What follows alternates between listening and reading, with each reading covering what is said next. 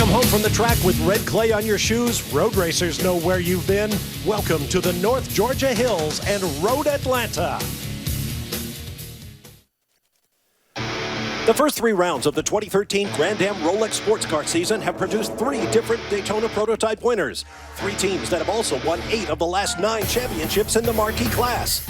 Ganassi Racing claimed the Rolex 24 at Daytona with the help of an epic closing stint by Juan Pablo Montoya. Gainesco scored a home victory in Texas at the breathtaking Circuit of the Americas. And Wayne Taylor Racing produced an impressive win at Barber Motorsports Park in Alabama, leaving the big 3 teams covered by a mere 5 points in the standings. The GT class is even tighter. Magnus Racing leading 5 teams within 6 points of the championship lead. At Barber, the power trio of Porsche, Ferrari, and BMW became a quartet as the lone Stevenson Motorsports Chevy Camaro claimed both pole and victory. Round 4 brings the Rolex Series to new ground as Road Atlanta, home of the legendary Petit Le Mans, welcomes the Rolex Sports Car Series for the first time. Stand by for great racing action, starting now, live on Speed. Welcome to a legendary track that hosted its first race in 1970. But in all that time, Road Atlanta had never hosted a round of the Grand-Am Rolex Sports Car Series until today. Welcome to round 4 of the 2013 Grand-Am season on Speed, the Visual Studio Ultimate Grand Prix of Atlanta from Braselton, Georgia. Hello again, everyone. I'm Bob Varsha with Calvin Fish and Dorsey Schrader. We'd like to start on a somber note and a shout out to 2 very different American cities, Boston, Massachusetts, and the Texas town of West. Both those cities suffering through a tumultuous week, and our thoughts are with you. If we can offer a little entertainment today, we'll have done our jobs. Now, with that, let's talk about the racetrack, Dorsey. We've been coming here for a long time. This series has not, and this is old school road racing. Well, you're right. When Road Atlanta was built in 1970, it was a state-of-the-art facility. High-speed circuit, a lot of passing room, a lot of racing room. Well, those cars were fast in the straightaway, not that fast in the corners. That's all changed. Nowadays, what used to be wide-open spaces is nothing more than a narrow ribbon of speed. Dorsey, this is a tough racetrack because we've seen so many years at Petit Le Mans. Traffic can definitely have an effect on the outcome of the race here. Now, it's one thing when you got 10 hours to deal with it, another thing when it's a sprint race. From turns 1 all the way to turn 7, it's very easy to get frustrated, get yourself boxed in. You got to show a lot of patience here today, Bob. No question about it. Now, we welcome a new member to our Speed Grand-Am broadcast team. He was a standout in karts and then the development levels of Open Wheel Series, a part of Grand-Am racing since the year 2000 in both the Daytona Prototype and G-Tech classes. Here's Darren Law. Thanks, Bob. First off, I want to say thanks to Speed for inviting me to join you guys this weekend. Coming into Atlanta, several teams have made driver changes. Action Express has put Joao Barbosa into the 5 car, Brian Frizzell into the 9. The 3 car, actually Enzo Podalicchio has got out of the seat and put in Pedro Lamy. He's going to be running with Stefan Sarazen, 3-time Petit Le Mans winner. This is not new to Action Express. Last year, they moved me mid-season into the 9, and we had some great success. But it's really not that simple. There's a lot of things that come into play here. You got to make sure the drivers can fit in the same seat. You got to make sure they like the same setup. You got to make sure they get along. So just because you put 2 fast guys in the same car doesn't mean it's a guarantee for success. Chris? Well, Jaron, in GT, we've had 3 different manufacturers, 3 different teams win the first 3 races of the year. Oddly enough, Porsche and Ferrari not on that list. I talked to our pole sitter and championship leader, Andy Lally, earlier, and he said this is a great track for the Porsche to break through. But the track temp should be below 80 degrees. He's worried if it's above 80 degrees, he's going to lose rear grip at that Porsche over a long run. I just checked that track temp, 105. And behind GT and GX, we've got Dr. Jim Norman going for his 3rd win in a row. This weekend, David Donahue paired up with him. And in practice yesterday, everything went wrong for Jim Norman down in turn 1. Took that Cayman off into the gravel trap, rolled it over. Interesting enough, he wasn't injured and the car wasn't injured. And the SCCA corner workers that came to his safety gave him one of these. An Atlanta rollover patch. Dorsey, I bet you've got a whole wall of these from Talladega. I have 1 or 2 of those. That is very much an elite club. Now, qualifying washed out, the grid was set on points, and the Rolex starting grid for today's race is crossing the top of your screen as we turn to the keys to the race, Calvin. Well, the first one is traffic. You can see the S's. That's what we're looking at right now. That is really a key part. You've got to keep it clean down through there with the GT, the DPs, and certainly the GX class. Downforce, how much downforce do you run? You want to trim out for those straightaways, but a lot of corners here. I think most of the guys are going to go for a trimmed out car, and then tire management. If you trim out too much, You're going to keep those tires underneath you. If you lose traction, you're going to lose straightaway speed at the same time. Well, Road Atlanta lies about a 45-minute drive from the hometown that Calvin and I share. From Google Earth, let's have a close look at Road Atlanta. Dorsey? Great racetrack in Brazelton, Georgia. You see up there above Atlanta. One of the best premier circuits in North America, no doubt. 12-turn course, 2.54 miles in length, very high speed. How high? Turn 1, 109 miles per hour. Turn 5, 138, 172 plus miles per hour down the back straight. And turn 12 onto the pit straight, 146 miles per hour. 28 shifts a lap, guys. It's busy. No question about it. We have a 5-pack of onboards for you. There's a look on board. The number 3 8-star Corvette Daytona prototype. The number 6 Ford Riley from Michael Shank Racing. The Action Express number 9 Corvette Daytona prototype. The Ferrari 458 Italia Grand-Am number 69. And the number 70 Mazda 6 Diesel from the new GX class. Now the Chevy Camaro pace car has come off. Here come the Daytona prototypes. Boy, oh boy, a big jump by our pole sitter there. Memo Rojas is gone. There's an acceleration lane you have to use. He took off early. 4 wide down into turn 1 at that 100+ mile-an-hour speed Dorsey spoke about. There's acceleration cones. I don't know if he did that one right or not. We'll find out later. It was a heck of a start. Here's your GT group getting ready for theirs. Porsche and Ferrari across the front row. And they're off.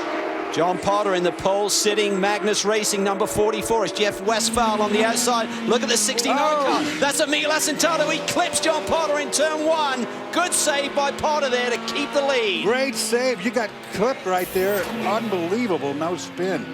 The Comes Brumos Andrew number- Davis. Yep. That Porsche's been fast all weekend, Bob. Opportunistic move by Andrew Davis. One of a number of local drivers who know this Road Atlanta circuit very well. Topped the charts in practice before. We didn't have qualifying, but that was the fastest car in GT up until the rain came. John Edwards right there, coming off a brilliant victory at Barber. He's now starting to put the pressure on Emil Asentado. But up front, John Potter, he is really performing well this year. He's one of the Pro-Am drivers, but he's really got his act together. Look at Edwards looking for the long way around through turn 6. Emil Asentado defends. I think Edwards will get a launch off this tight corner here. Camaro does very well, is launched straight off these corners. That is a big drag race. Huge back straightaway here at Road Atlanta. Yeah, Emil just went in there in an acute angle. That's going to hurt you. Coming off, you can't really unwind the hands as early, and that means you can't get to power as early as well, but they're fighting it down this back straightaway into the brake zone. First lap here. Still cold tires. Need to do a little bit, just in check right now. Tried to take it in there deep, but John just felt him really nicely there. That's one of the keys to driving, is feeling where that competitor is when he's around your flanks there. Great job by John Edwards. Now let's go back to the start of the race and talk about a possible jump start that you mentioned, Dorsey. I didn't see the acceleration cones. We're hearing that the start is deemed good, so Memo timed it perfectly. Yeah, sometimes if the other front row guy doesn't go with you, being John Fogarty, then it can look like you jumped the start. So John didn't get on the power. Memo took off. From another angle. Now, one of the nuances to starting at this racetrack is you see they come down and downhill. Where you get on the throttle in that downhill run really gives you a big advantage. There you see the gap, about 6 car lengths from the front-running Memo Rojas in the blue and white Ganassi car to John Fogarty in the Red Dragon, number 99. Pedro Lamy behind the wheel of this number 3 machine. He's going to be sharing this car with Stefan Sarazan for the rest of the season. Darren Law talked about the fact that there's been a couple of driver shuffles here since the last round at Barber, and this is going to be a potent combination. These guys have won together at Petit Le Mans back in 2010 for the Peugeot factory team. Absolutely gorgeous day here at Road Atlanta after cold, cloudy skies and heavy rain on Friday. We've got beautiful, brilliant blue skies, temperatures in the mid-60s, perfect weather. Now let's get down to Chris Neville with Andy Lally. Yeah, Andy down here watching our show, keeping an eye on his co-driver, John Potter, out there. Andy, last time John Potter started on pole was Homestead, and he led, but that was in the rain. How's he going to do in the dry here? He's definitely got guys all over him. Well, he's in a good fight right now with the Ferrari. I think they're just swapping the lead right here, but he's doing a great job. I don't know what the heck that was going into turn 1. I haven't seen the replay of it yet, but it looked like one of the Ferraris went just a little too early, a little too crazy. I think we're going to take a look at that replay now. I'd love to see that, actually. See how nuts that was. I mean, it's real early. We're almost in a 3-hour race here, and yeah, what are you doing? Well, you guys are leading the points. Everybody's going to take a swing at you. You know, turn one, lap one, that's just a little crazy. It's a little optimistic there. And, you know, these cars aren't that strong. You know, you get hit in the back that hard, it tow the thing out for the whole day. So hopefully it's good. John's kept cool, and we'll just keep digging here. Go try and win this thing. Yeah, like you said, you got a long ways to go. If John hadn't have caught that car, it would have been a 3-car crash, not just 2. Because Westphal had nowhere to go on the outside there. Good heads-up driving, but there has been a change for the lead. Westphal leads. What a performance he's putting together. Got that full-time ride starting at Barber. The last event was very impressive there, and now he leads. Andrew Davis looking racy, though. The Porsche has been strong here this weekend. Just look at the brand names: Ferrari, Porsche, Camaro, Corvette, BMW, all racing in GT. And better days are still to come with the unification of this series with the American Le Mans Series next year. It'll be known as the United Sports Car Championship, and it should be awesome. We'll be back in a moment to Road Atlanta. Welcome back. There's the grounds of the lovely Chateau Elan. Dr. Don Panos, who founded the American Le Mans Series, also built Chateau Elan. Beautiful hotel, spa, 60 holes of world championship level golf, a whole lot more. Wow, look at this. Jeff Westphal still to lead it. Look who's in second. The Brumos Porsche is wound by and is now on the chase. Now here's the weather we had yesterday when qualifying was washed out by heavy rains. 51 degrees, breezy, yucky. Today, 65 degrees, low humidity, a nice breeze, sunny skies. It could not be better, except if a full course yellow flag comes out, and it has. Yeah, and that's probably because we have the Turner Motorsports BMW parked at pit out right there. One thing I'm concerned about here, the Continental Tire race was this morning, which Michael Marcel was a part of, and they were using this exterior, the pit lane on Old the pit side. lane, yeah. And I'm just hoping that he didn't roll down the wrong one. Oh, that's a tire there. Or if he just pulled off, but there you can see a major tire carcass there in the middle of the road. I wonder where that came from. It's a catastrophic. This is the Westphal 63 pass on John Potter in the 44 Porsche. Something's going to go on here. Nice and clean down there into turn 1, and Potter has now dropped back to 4th spot. It's now Westphal from Davis from Edwards. Potter down in 4th, so this may be a strategy call here. With caution, they shouldn't be in now. This is. Oh, here's your tire. Darren's down there. What's going on, mate? Damage on the 31? 31 car came in. They had a flat right front tire. It started to rip apart part of the bodywork, so they came in unscheduled. They're heading back out now. Well, typically you're not allowed to pit because the pits will be closed, but you are allowed to do emergency servicing if you're right out of fuel as the yellow comes out, or if you've got a cut down tire. So these are allowed, but they're only allowed to service that part of the car. Similar scenario with the Ferrari, it looks like, Chris. Well, we can see Emil Massantano has brought the 69 Ferrari in. A lot of damage on the left side, a little bit of damage back here at the wheel well, but the suspension looked good, so they've got a new tire on the car. But you can see the left side of this car got into something pretty heavy. I'm probably thinking a tire barrier somewhere on the race course. Well, just before we went to caution, Jeff Siegel, who's been for so long a teammate with Emil Massantano, they've won 2 championships together, was closing in on the Ferrari Motorsport Ferrari, so I'm not sure if they got together. That's all carbon fiber there. That's the inner fender well of that Ferrari. That's quite a debris field. That'll take some cleanup. Let's go to Darren. I'm here with David Donahue. David, my old teammate from many years. We actually wore the same suit. You're looking pretty good this weekend, I think. Take a deep breath, all right? Get it right. I'm okay. I'm okay with this. Hey, so you guys in practice, you had a real big incident happen. Jim actually flipped the car in turn 1. Let us know. Is everything okay? What's happened to the car? Yeah, he flipped the car, but he really stuck the landing. All I had to do was replace one fender, and everything else that you see on the car was what was on the car. To me, it kind of looked, I don't know, if you showed it, it looked like someone just spun a Matchbox car down in there. It was funny, but all's good. He's won awards from the corner workers here at Road Atlanta for a rollover club that they have, and all's good. Hopefully we'll come away with another win for him. All right. Good luck to you guys. And good luck to you, Darren. I'm sure every driver in the pit lane wants to take a shot at you now that you're on the other side of the microphone. Jim Norman's had quite the year. He's still undefeated, winning the first 3 rounds of the GX class, and he, of course, shared his winning car with David Donahue back at the Daytona 24-hour race. Those little shards of carbon fiber out there, you cannot believe how sharp they are. They cut tires with no problem whatsoever, and they'll have to clean that up. Yeah, they'll have to get a brush truck or something out there. In the meantime, here's Chris Neville. Well, we talked about the Porsches not winning this year. Also, the Ferraris not winning. And Max, are you surprised because we've seen so much speed out of the Ferraris, but yet to win one of these GT races? Absolutely, no. The car Ferrari has been always very, very competitive. We've been very fast. For us with Remo Ferri Racing, thanks first of all to all the employees and all the people over there in Canada. Remo Ferri, great. And we had a lot of speed, but we couldn't capitalize yet. So I think this track will suit the characteristic of the Ferrari pretty well. The handling is good. We don't really have the top speed that we want, but we've been working on it. And it's going to be definitely a big battle. It's going to be a big battle. I expect tough racing in the end of the race between us and the Porsches. And it looks like the BMW 2 is pretty strong. Yeah, I think we're going to see that battle all year long, and it's only April. All right, thanks very much, Chris. As you can see, the pits are open for Daytona prototype cars, and it is busy. Yeah, only 12 minutes in, so not everyone's taking a chance to hit pit lane right now. So I think if you've got poor track position, it's a no-brainer. If you have track position, you're probably going to stay out. We'll take a quick break. You won't miss a thing. Stand by for more. On a beautiful day in North Georgia, we'll be back to the Rolex Sports Car Series from Road Atlanta. Right along with Emil Asentado. As Calvin mentioned, last year's GT co-champion with Jeff Siegel, but it appears he's already had an eventful race. We're hearing stories that it might have been Asentado who got together with Boris Said in the Corvette that resulted in both cars heading for the pits. Now we've got a tweet from Oz Negri, normally in the 60 car for Michael Shank Racing, but he's had to have surgery on that leg he damaged in his preseason training, but he's staying in touch.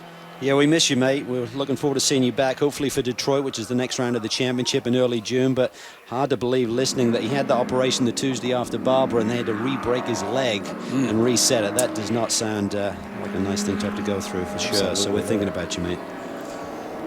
Well, Road Atlanta is a beautiful track to watch racing, also a beautiful track to drive in a racing car, and that is the treat our Calvin Fish got, a chauffeur drive around Road Atlanta with Ryan Dial. Hey mate, I only do this with somebody who's won Daytona before. That's good. I've done that. Yeah, but they say that Sebring is half as long but twice as hard. I'd agree. I've done that too. The big one's Le Mans though. Yeah, I won that as well. Well, track knowledge is everything. Petit has got to be on your list. Yeah, I won that one as well. I guess I'm in. Let's do it. Hey, we're off. It's pretty easy so far, pit lane at about 45. One of the great circuits in North America. Here we go, Road Atlanta. Feeling the power of those brakes and the grip of these Continental tires. Down through the S's. Out on the power, down towards turn 5. On the brakes. Tremendous grip. Look at the elevation change. Woo! Here we go. Down the dip. Hard on the brakes. Turn 10. Technical. That was awesome, brother. I bet it was awesome. I had that privilege at Daytona International Speedway, but I got to tell you, with all the rise and fall of the elevation changes around Road Atlanta, that had to be a trip. It was incredible. I mean, I was apprehensive. I don't look sitting in that right seat, but as Ryan Dial, certainly one of the best in the business, and I was just really impressed. I've been in a real race car in a long time, but I mean, the grip level and the downforce level and how aggressive he could be with his steering inputs simply amazed me. These cars are the real deal. It was really a lot of fun. And imagine, you've been around here plenty enough times, you know where you're going. Think if you did it I know. first time out, it'd be like, whoa. It's fantastic experience. Little time left before we go green. Let's go to Chris Neville with Billy Johnson. Yeah, Bob, the great thing about GT is we've got rear engine, mid engine, and front engine cars. And Billy, this is a new racetrack for all of us, and a track temperature we haven't seen all week, 105 degrees. How's the BMW going to handle? The BMW typically does really well in hot temperatures, and we tested here in the heat, so I think it's going to be a good thing for us. We'll just have to see how it goes. Thanks, man. He's filling in for Billy Oberlin, who's busy with his ALMS duties with BMW over in Long Beach this weekend. And Billy's been the to-go-to guy with this team when they need a third driver for the Enduros as well, so he's a natural fit. Kind of hate it, though, when the team car on the 5th lap is sitting on the side of the road and you don't know why. This is Paul Dell'Alana, Billy's co-driver, currently showing 7th in class. This guy's tested here back in November, and really felt their car was a good fit for this racetrack. So to see how they can do. The 31 car's back out there after the damage. Or to the right front corner is missing part of the fiberglass, but I think that's from the tire flapping around, not maybe from contact. Who knows? Let's get more from Darren Law. Yeah, guys, actually, as Boris came down pit lane, it wasn't just a flat tire. The right front rim was shredded apart, so he'd gotten into somebody. When I asked Eric Kern about it, he said he was fighting with Pappas trying to get around the 69 Ferrari, and the 69 drove him off the edge of the road. So they're a little upset right now. Well, right car, wrong driver. It's Emil Asentado, but we get the point. And now the lights are out on the pace car, so we expect to go green. He's probably mad at both of them. Yeah. Why not? Okay, talking to Fogarty and Gurney this morning, said, "Way, I really trimmed out with the Red Dragon, the car that currently sits in the second spot. How quickly will this car come to life when you don't have a lot of downforce in it?" Ganassi boys always seem to trim their car out. That's really the name of the game at Road Atlanta. What is that compromise? Downforce versus drag. In comes the Camaro ZL1 pace car, and Memo Rojas leads John Fogarty. We are green at Road Atlanta. Almost spun the tires up when he got on the throttle up there. Gonna have to remember that, put that in the old bank, memory bank. Everyone settling in. There's a handful of 5 cars are pitted under this yellow. The guys with bad track position towards the back end of the DP field right now, obviously after the pit stop, so they'll be able to run a little bit further should they choose to before making their next pit stop. Good look here. The S is daunting. This is the most favorite track I think I've ever driven. Not flat. Listen to that. He had to do a big breathe there. On board with Gustavo Jacquemin. He's never been here before, so he and Pizzoni are learning. Oh, look at the run he got there. Cold tires too, remember, so. Coming up on Scott Mayer. They'll have the inside line for the brake zone for turn 6. And it's a gold rush. Mayer to the outside loses 3-4 positions. And all of these cars coming through are the ones that made their pit stop, so just running the strategy here. If you've got poor track position, you can roll the dice a little bit, and it can really work out to your favor if the yellows come the right way. Long straightaway here at Road Atlanta on the backside. Drafting is really important. Get a big toe here. Wayne Nonamaker behind the wheel of the Salins machine. They've shown a lot of speed here this weekend. Ran second in a couple of the practice sessions, but up front, Fogarty now putting the heat on Rojas. Riley versus Corvette versus Riley for the top 4. Jordan Taylor starting to cut away at that deficit right now.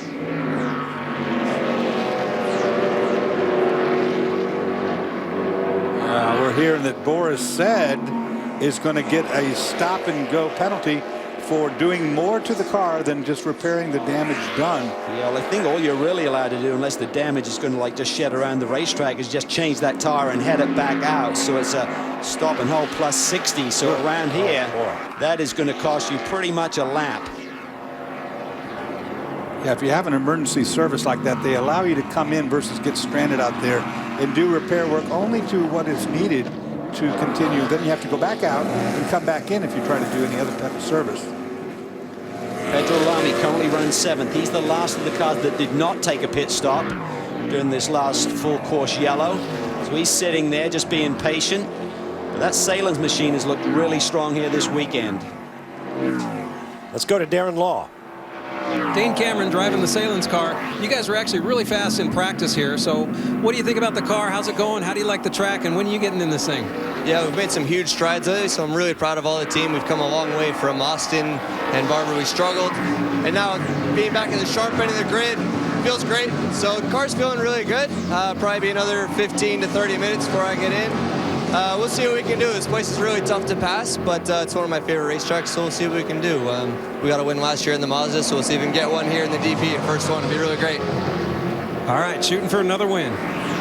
This team has really been working hard on the engineering side. They went to the shaker rig at Olin's just before Barber and really found some things. And Dane told me this morning after the drivers' meeting, he said the test day we had here on Thursday was the most productive session we've had all season long. He said the car is now back in the window where I can make it happen. Christian Fittipaldi on the back of Ricky Taylor.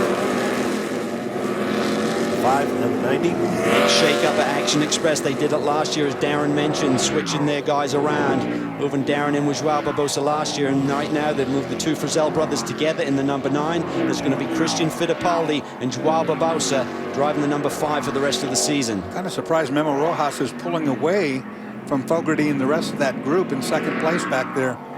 You have to watch tires here. Chris was talking about over 105 degrees down there, and they haven't run all weekend in any kind of temperature like that. Rojas is flying. He just dipped into the 17s at 1:17.9. Fogarty's running mid-18. So right now, Rojas has about 7/10 on the field, and that is extraordinary with the level of competition you have here. So he is really hooked up. The balance of the car, look like Ganassi boys have hit the sweet spot.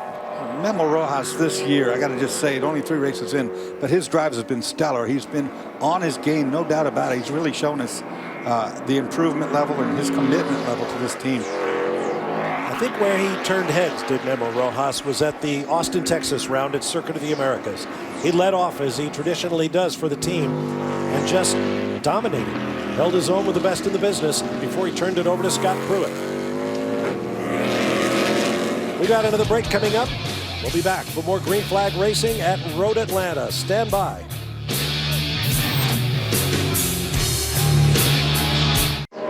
Welcome back to Road Atlanta with Dorsey Schrader, Calvin Fish, Darren Law, and Chris Neville. I'm Bob Varsha. There's your leader in the GT class, Jeff Westphal, in that Ferrari 458, just behind Andrew Davis in the iconic red, white, and blue number 59 Brumos Porsche 911. This is a sad weekend for fans of that wonderful car and all the decades of racing victories. The team has announced that this will be their last race for the foreseeable future. And that's sad. It really is. I mean, they've been around the series since 2000, and most of the Brumos team have actually been let go. This is the Wright Motorsport Group actually helping campaign the car here this weekend. They've done a brilliant job. They were fastest in practice. Qualifying got rained out. They really felt they had a pole-winning car here this weekend. Porsches have looked good.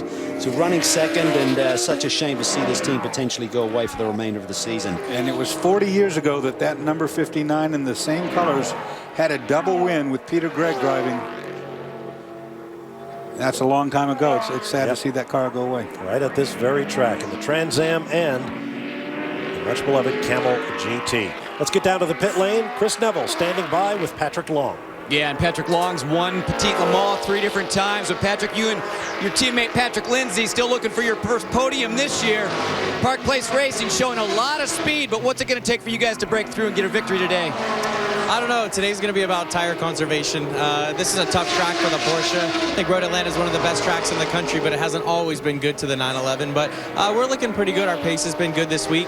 Patrick's doing a steady job out there, and we're just trying to put a complete race together. This is a young team, but they're super hungry, and I think we have a lot of potential.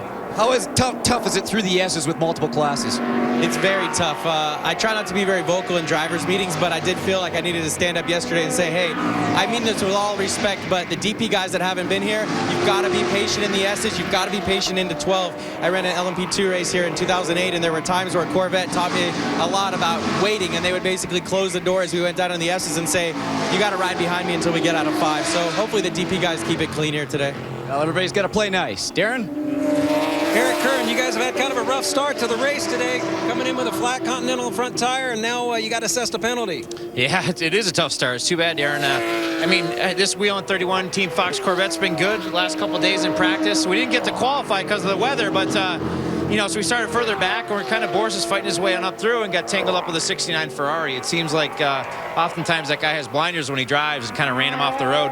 I didn't see the incident, but obviously tangled up the right front wheel, and of course after that we come in and just as the yellow's coming out, we get a penalty for fueling under yellow. So it just got a little bit worse there. So we'll just keep charging away. We got a couple hours to go. So hopefully this wheel in 31 Team Fox Corvette will get back up towards the front and we can gain some laps back. But tough start to the day.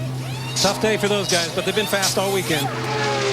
Yeah, they have, and there's big news coming out of that camp. I think we've mentioned it before. They are going to be campaigning a Daytona prototype for next year. They've done a deal with Spirit of Daytona to try one of their existing chassis. So good news on the horizon with this group, and they did think about running a second car at Detroit. Here we see a replay here of them arguing with the officials about their penalty, so it's just all gone sour for them. And now all you can do is put it behind you and dig deep. You know, hope that they can get a caution when they need one and get back in the game. The penalty is so severe, though. A stop and hold plus 60 is about a 25-second delta coming down pit lane. That's a lap. And they weren't leading, so they're on a long way back. Well, they've got 2 hours and 15 minutes to try to make it up. Things settling down here a little bit. Westphal done a great job out front in that Scuderia Corsa Ferrari. Davis looking racy. Edwards is on the charge here now. I think he's tempered his enthusiasm a little bit, maybe thinking about tire management as you see the 8 car heading for pit lane. You know, you can run those hard bursts of speed for like 3 or 4 laps consecutive, and then you start to really feel the tires getting hot. You got to back off at that point and let them come back underneath you. Otherwise, you do damage. And of course, you don't want to do that so early in this race. How do you know the tires are too hot? It moves you around? Yeah, if you feel it start squirming around, you can't brake quite as hard as before. You're just losing grip all around. You have to just back away from it. Scott Mayer's in, Chris Neville's there. Yeah, Scott Mayer's had a rough couple weeks. He had that arm injury from playing basketball, then a hand injury because of the wreck that he had at Barber. But this team, Brendan Hartley, even though they just went down 1 lap, this kid has done some amazing stuff in this car. He ran from the back at Coda. Then the car was not working well at Barber, but they kept working on it. He got the fastest lap there that weekend, and he had never been there. He's never been here. So I keep an eye on this car. If they can get it back on the lead lap, you got to definitely think Brendan can get it to the front.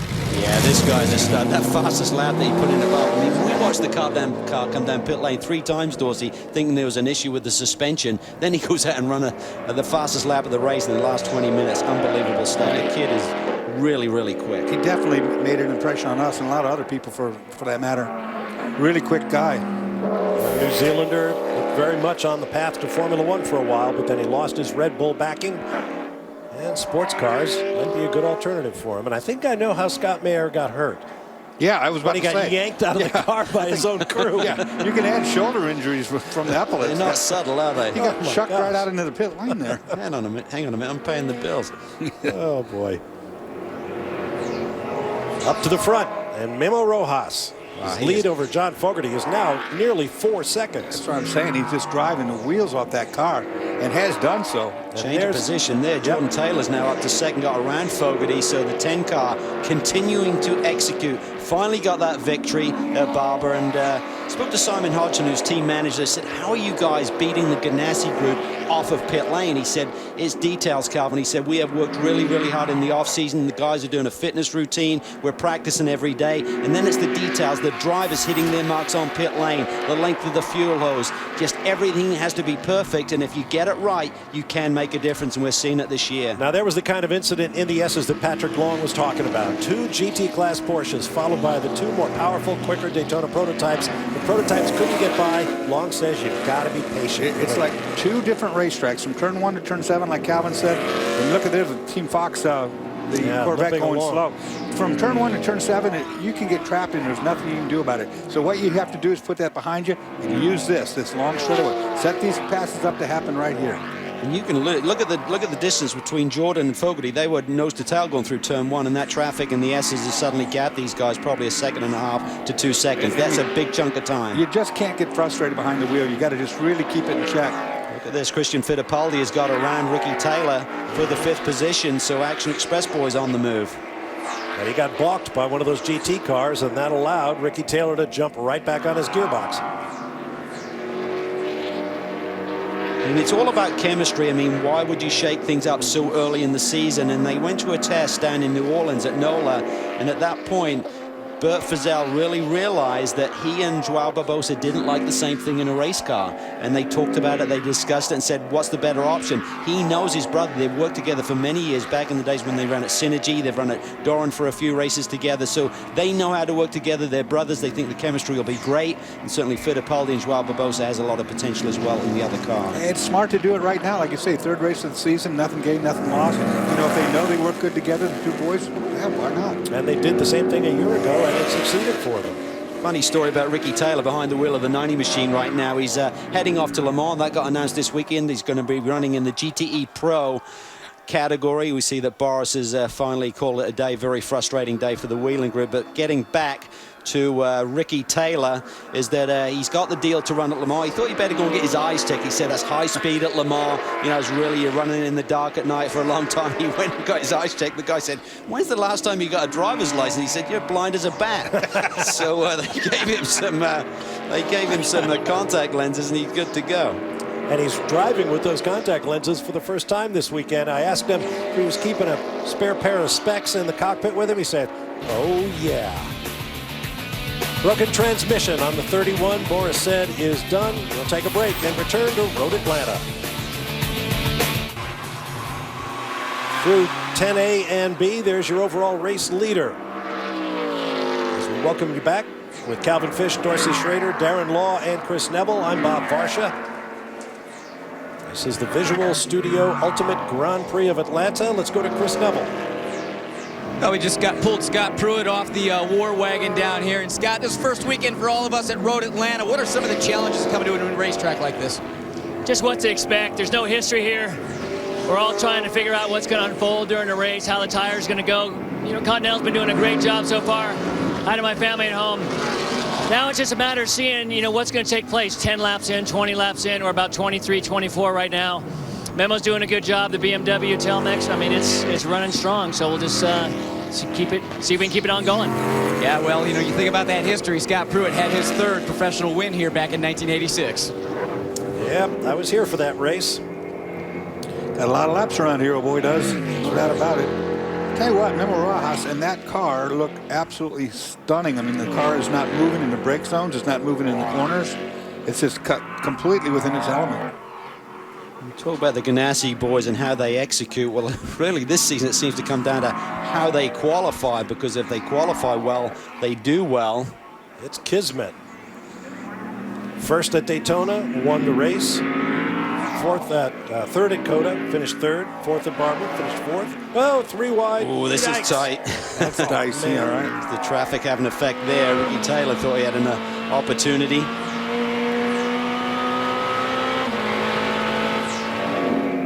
Asentado has been in several times here in the early going, so there must be something adrift with that clout that he took in those early laps. We believe it was with contact with the 31, according to Eric Curran, so we didn't see it, but they were still in the thick of the points chase, defending champions from AIM Autosport, and Emil winning the championship last year with the new coup driver, Anthony Lazaro, this year, but third in the points, still looking strong. You can't afford to have bad days. You know, one thing I'm picking up on right now, guys, is the fact that it's 5:15 in the afternoon and the sun glare is starting. I can see the guy's eyes in behind the windscreens, and it gets really brutal here on these elevation changes. Climbing these hills with the sunlight in your face, it's hard to see where you're going. And that's about to happen.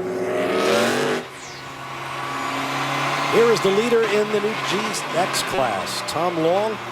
That Mazda 6 twin sequential turbo. This car has more goodies on it if you're into technology. So Tom this morning, he was pretty pumped up about today's race. He said the engine dramas that we had were effectively the car would just sort of shut itself down after 40 minutes of running.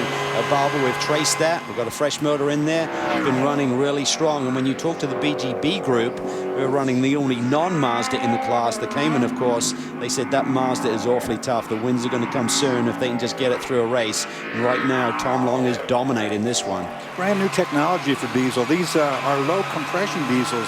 Diesels primarily run very high compression. They don't use the spark plug. They use the compression itself to ignite the fuel. Well, this is low compression diesel. It's direct injected, and with that direct injection, it actually explodes the gasoline at a lesser temperature, if you will. We're taking a look right now as this car comes alive from just this piece of paper, if you will. This technology, of course, comes with its problems, and they've had niggling problems, and they're working their way through them. One of their issues, of course, early on was piston design, and they're still working on it. But the car has a lot of potential, and this, you're looking at it as the future. This is going to be a very, very effective car as far as fuel mileage goes, yet have good performance, something that diesels don't usually have. Mazda Sky Active Diesel, it's called. That's what the GX class is all about, the opportunity for manufacturers to really showcase this new technology. And when Mazda came out very bravely and did it at the 24-hour race at Daytona, we could see it was a very long 24 hours for those guys just to try and keep the cars running for any length of time. But they're not afraid. I mean, they recognize they're going to get great exposure from winning the big ones, but if you bring it and sort of like develop the car at a big one and it goes wrong, you're going to get the wrong type of exposure. But they're not afraid. They're coming back and they're just working through. They'll keep working with the car and see where the next weak link is in that chain. There's no way better to develop a car than racing it. I mean, the work that you do on the street, you can drive these things 100,000 miles and won't do half the damage that you do in one of these races. The 8 car, Brendan Hartley. Really impressive young man, as we talked about his speed. He's now split the 2 cars running in 2nd and 3rd in the GT ranks. All the cars seem to be squirming around a little bit at the back, wondering if this racetrack itself isn't starting to get greasy. Well, we've already mentioned this will be the last racing weekend for the foreseeable future for the legendary Brumos team. Let's get more on that story with Darren Law.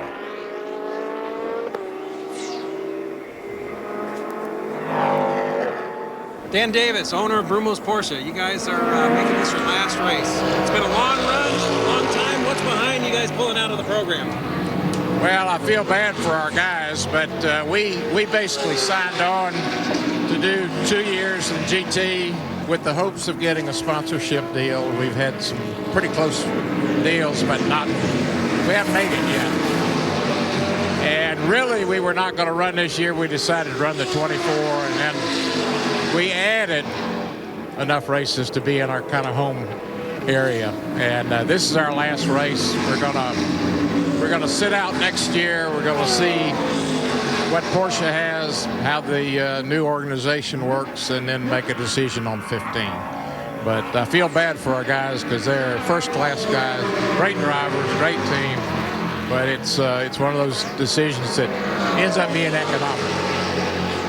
Tough deal. A great team, a lot of history. I drove for him for many years, and it's sad to see him be leaving here. Guys? Well, if you're part of a substantial corporation, you'd like to try marketing through motorsports, you couldn't find a better outfit than that one. The history is there waiting for you to climb on board. Let me tell you, that'll be emotional for that group at the end of the day. I mean, it's one thing when you talk about it, when the checkered flag falls here today and you realize you're not coming back for the next round. That hits hard. You look at like Donald Lee Leatherwood that works on that team, has been there forever. I can never, ever remember coming to a race that Don was not there, you know. That's going to be a tough pill to swallow. The late Bob Snodgrass, who racing was in his blood.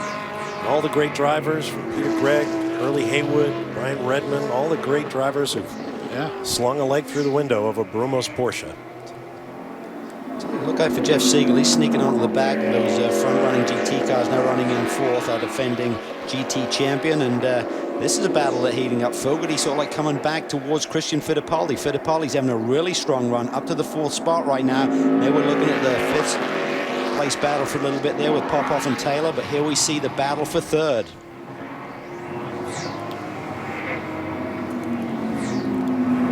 Rolling hills leading to turn 6. That's Road Atlanta. We'll be back. Just under 2 hours remaining. Stand by for more on a beautiful summer Saturday in Georgia.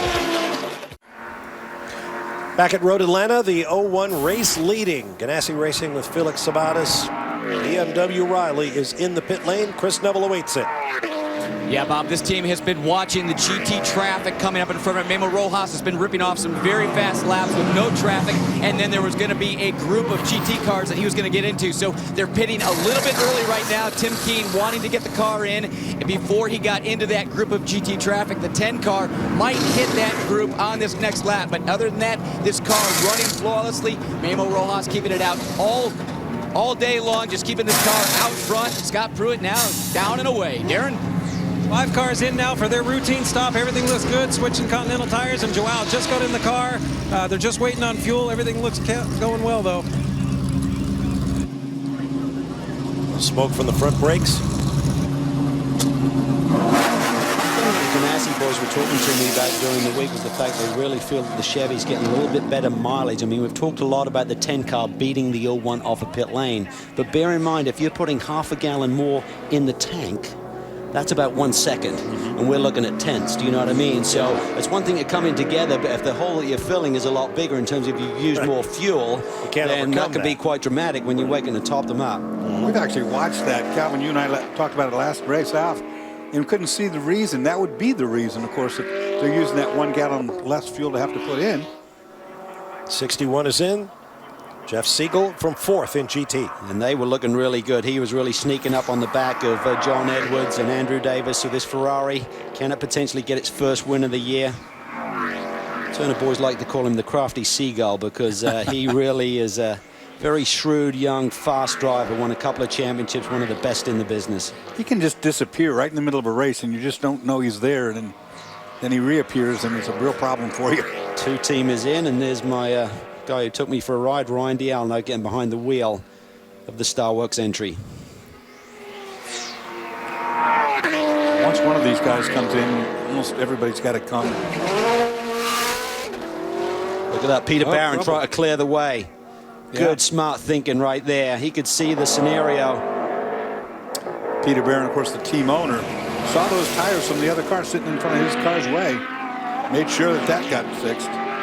See the 10 cars staying out. I mean, Timmy Keane brought the 01 in because of traffic. They weren't out of fuel, but let's see how far the Velocity team can stretch their mileage here. See that piece of rubber bouncing down the straightaway there. There was a race on before this one. There's a lot of spent rubber out there. That wasn't a problem. That was a cumulative bunch of rubber that is just coming together. Really dodgy spot of the racetrack there is where the pit cars are coming out of the pits as you crest that hill there, and they talk a lot about it in the drivers' meeting. You cannot cross that blend line. Here we see the traffic. Oh boy. And that's really one of bottled up there. That's one of the places, Calvin, where the sun is straight in your eyes right now too, is where that pit lane exits right into the straightaway. Jordan Taylor bottled up behind that GT class Ferrari. Tire smoke down there in turn 6. Yeah, I saw it too. That's a good Ferrari too. I mean, both of these drivers are very heads up about their awareness of each other. Number 3 is in, Darren Law. Okay, 3 cars in the pits, and it looks like a basic routine stop. The thing that's surprising to me is Stefan Sarrazin is not getting in. Pedro Lamy looks like he's staying in the car. So as of right now, they're putting on a new set of Continentals and finishing up the fuel. Nothing odd about it other than the driver change not happening. Well, this is a 3-stop race, really, for everyone, unless you get a bunch of yellow. Like Slight delay there. This is a 3-stop race, so I think it's a pretty physical racetrack as well, Dusty. So I think they're just trying to share the load. Pedro Lamy has certainly got a lot of speed here as well, so I don't think it's really sacrificing much by keeping him in the car before turning it over to Stefan. Here comes our leader, Jordan Taylor. What a brilliant job he's done again today. You pull a lot of G-forces to the right here down turn 12 and turn 1. Boy, guys, watching that last stop on the 01, Tim Keane bringing them in before they got into the GT traffic. Exactly 1 lap later, the 10-car Jordan Taylor caught a whole group of GT cars, about 6 of them, down in turn 1. Was behind those cars up through 1, 2, 3, so really slowed him down. So you got to just watch those great calls by the 01 team. Going to be interesting to see if Scott Pruitt comes around before the 10-car comes out on pit lane. A little bit of a slow stop. Nope. They're still putting fuel in the Velocity Worldwide car. He's down away right as Pruitt comes onto the front straightaway. That's right, Pruitt just cross start finish, and he will sweep past the 10 car into. Yeah, he'll stretch this lead quickly on Max Angelelli because Max has got to get those Continental tires up to temperature. Max has run here at Petit Le Mans 4 times, had a podium with Wayne back in 2002, back in the Cadillac days. He's also won a World Challenge race here for Caddy, so he knows the racetrack pretty well, but it's been a few years. See what happens when the pit stops rotate around. Bit of a strange call there by keeping Lamy in the car. What are they saying down in the 8-Star Motorsports pit, Darren? I'm here with Stefan, and you guys, looks like everything's going well. The car's running fairly solid, but you did a little bit different routine as far as drivers. Most guys are changing on the first stop. You guys didn't pull Pedro out. Why is that? Yeah, Pedro stayed in the car. It was planned. I will do a second stint. I will jump for 1 stint and a half, and maybe if it's yellow flag before, I will jump before. But he was in a good pace, and we have a bit too much oversteer, but we try to push. We change a bit the setup at the stop, and we'll see what's happened now. All right, making a little bit of a different strategy call than the other guys. Well, again, I said the cars looked to me like they were all getting loose out there. I think that's the racetrack. Having come off that rain, it was a green track before. We've had a race before. 99 took over the race lead. They are now in. Here's Chris. Yeah, making a wicker change at the back end of the Gainesville machine. That John Fogerty talking about that car being a little bit loose. He's staying behind the wheel. Alex Gurney still up on the box, and Scott Pruitt already down into turn 1. So you can just see as things have cycled through here. Boy, those 01 guys, they just made a great call. Yeah, they did. 57 and the 59 cars. Then looks like the 57 is going to leapfrog around the Brumos machine. The 63 cars right there as well. Yep. So this is the GT lead, potentially, certainly track position. May have been someone who stayed out and get an extra lap, may have assumed the lead just for a moment. That's really tight. Oh, and that was Jeff Siegel coming up there. That could have been. He's got hot tires. He pitted before, remember, so he's got temperature in his tires as these guys try and get up to speed. He's going to try to get John Edwards before Edwards gets up to speed in the Camaro. Remember the sun again, guys, on these uphill climbs. It's right in your face. I don't know that they all were aware of how close they were right then. Take a look at this as they exit the pits. Here comes Siegel through turn 1. Westphal up ahead, and Edwards may see him there. He sort of took to the left. Edwards went right to the middle of the road. He's a savvy race car driver. He didn't want to see Jeff get the easy way through. That could have been ugly. tight. Yeah, it was. Again, they're blinded by that sun right there. We're fighting a loose racetrack right now is what I think we're seeing. Like Siegel has now got around Edwards. Certainly is going to take a lap, even in these nice conditions, for these Continental tires to come up to full potential. So Ferrari's looking strong. Haven't won yet this year. Porsche hasn't seen victory lane either. So Audi win at Daytona. What a brilliant victory that was. Billy Oberlin took the win, along with Paul Dall'Anna at Coda. Memo Rojas climbed out of the race-leading Ganassi car. Let's hear from him now with Chris. Yeah, Memo Rojas, just a great drive out there. And Memo, I know you got out of the car probably saying you got out probably 5 minutes early, but your boss there, Tim Keen, made a great call with traffic. Yeah, I mean, you know, we got to do what we got to do to win. We had a decent lead, but we don't want to risk anything. I think Tim did a great job pitting me when right after we had a clear lap, because that it made our lead a little bit bigger. So Scott could potentially get on the lead. That worked out, and with hotter tires ahead of the 10 car, we were able to stretch our lead. I saw a few of the DP cars making some changes there. How's the 01 car working? Well, we're struggling with tire wear towards the end of the stint. It really gets loose towards the end. We're playing with the bars. Nothing really fixes it, so it's just hard to drive. It's hard to drive, but it's fast, so you know you need to drive it like that. Hard to drive, but we also got to remember temps are starting to cool off. Scott Pruitt likes a loose race car too, more so than Memo does. So it probably will fit right into the way he likes to drive. Yeah, and the guys were talking about that very early in the weekend. They said the last third, it's about a 45-minute fuel stint here, so about the last 15 minutes, they said that tire deck really gets to you, and it's getting off at turn 7. I was talking to the engineer there, John Hennick. He said when you lose traction, we're really seeing it in that terminal speed at the end of the straightaway. You see Pruitt's numbers thus far early in his stint. We need to make a correction in the GT battle. Eric Liddell has now taken over for his teammate in the 57 Stevenson Motorsports Camaro, John Edwards.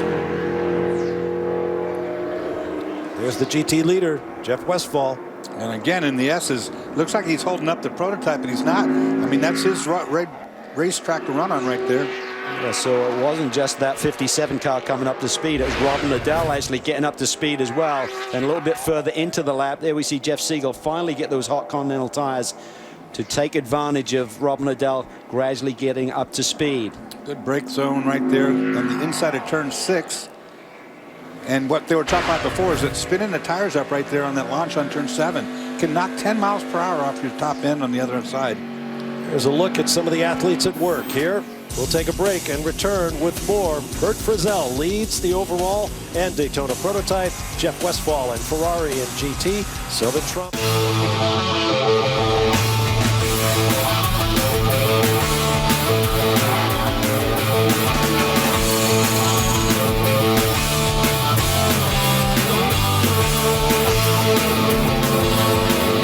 On board with Pedro Lamy in the 8-Star Motorsports, number 3 Corvette Daytona prototype. And when we go on board in this car, you'll notice that Lamy is using the old sequential manual shift lever rather than the paddle shift. And there's a reason for that. Yeah, you're only allowed to use that paddle shift if you've got a Pro-Am driver in the car. So with Enzo getting out of the car and 2 pros in there, but we're looking at the 9 car, just made a pit stop, Bob. Bert Frizzell did another amazing job taking that Action Express car to the front of the field, led for a couple of laps there on the shuffle of pit stops, and now he's getting back up to speed. You can see how much of a sitting duck you are at a track like this where the corner speeds are so fast. When you come out of those pits with those cold tires, you just can't do anything for about a lap. Scott Pruitt back on the lead in the Ganassi car, but not without a little bit of trauma. Ooh, you don't want trauma here. Ooh, it's down through the S's. That could have destroyed the car if he'd had center punched that curb. It could have done like we saw at Coda, where it really took the whole front end off. Yeah, that was really strange, Dorsey, because he didn't look to be that offline. No, but he touched the curb, and I think on that curb, when you're that loaded that heavily, it just moves the car to that degree, you know? Yeah. Certainly a little bit of a moment. You don't see many of those from. No. And that could have been a really bad deal, like I say. We saw that same thing destroy the front end of the car at Circuit of the Americas. Yes, we did. Spoke to Scott a little bit about his future in the sport, and he said, you know, I really feel I've got a couple of good years still left in me, but he said it's getting tough. He said the old body is wearing down. He said I got 2 or 3 ops that I really need to have done, but he said I can't afford to do it. It's too long to recover, and that means I'm not going to be ready for the next season. So with the merger, he said I really want to be enthused about next year, and he said, you know, if all the pieces come to play, then he said I'd love to be back. There is the 57 of Robin Liddell. I called him Eric earlier. I apologize for that. Who's gotten back around Jeff Siegel into second place in GT behind the class-leading Ferrari of Jeff Westphal. That Camaro's looking really strong. Had a really great win at Barber. We're feeling the heat a little bit towards the end of the race from Balzan, but certainly held on, and disastrous start to the year, but got a lot of momentum right now. We keep talking about it, Dorsey. The big mojo can really help. Oh, there's no doubt about it. Once you finally get the monkey off your back, you know, the whole team comes up to play. And timing is everything in comedy and race cars. Here's how Robin Liddell got back around, using that Porsche in the middle of the road as a blocker. A pretty smart move right there. He saw that the Ferrari was going to go for the apex to the inside. The Ferrari got pinched. He didn't. Now everybody trying to make way for the race leader. This is where you've really got to be heads up, because those prototypes just have a little bit more speed, a little bit more grip everywhere. Not so much mechanical, more in the aero phase around the racetrack. But and that's the slowest corner on the whole racetrack, turn 7, where the aero, although it is a little bit better, it doesn't help you quite as much. All 3 classes of cars in one shot there. The prototype, it's got Pruitt, then a couple of GT cars, and then the number 38 Porsche Cayman GX car. There's the number 10 now in the hands of Max the Axe Angelelli. His co-driver has gotten out and is with Chris Neville. Yeah, Jordan Taylor had a great run there. Jordan, you got caught up behind the 99 car there for a bit, and once you cleared John Fogerty, you really start to set sail for the 01, but can Max start making some ground up on that car? Yeah, the 01's been quick all week, the 42 as well, so that kind of package has been running quite well, quite strong here at Atlanta. But once I got by the 99, I mean, the guys were pushing me pretty hard, you know. Do not let the 01 get away from you. Not up in here. Not up in here. Yeah, he was having a little bit of fun there, I think, with the hangover. But guys, listening to Tim Keene on the radio about 5 minutes ago, he told Scott Pruitt, hey, I want you to put your head down and go as hard as you can. I want to see what it does to the tires. That's when we saw Scott Pruitt go off. But at that point in time, he was 12 seconds ahead of the 10 car. Now he's 14. The Taylor brothers. Talk about your social media mavens. That's fantastic. He tweeted after the last round, did anyone pick up on my hangover quote in post-race victory? He had it on Facebook that he was going to do a line off of a movie, and the first one to get it was, I think that he was going to give away his underwear he wore in the 24 Hours of Daytona. I don't know if I want to win that. He's a character. Interesting quote from Max Angelelli this week, talking about understanding the new race director. We've actually got a different one this weekend for a one-off with Scott Elkins filling the role of Paul Walter. He said, I want to avoid precarious positions. That's really a first for Max Angelelli, I think. Precarious? Yes. He's been taking a thesaurus on the airplanes with him for the long-haul flights. Look at the difference between first and second. That was first going up the hill. There's second right now. Max the Axe coming down. Yeah, but he's closing down. It was 13 seconds not long ago. Now the gap to first is barely 10 seconds. But he's got all these GT cars in between them. And, of course, Scott's already made his way through that gaggle. Oh, he does at the top of the S's.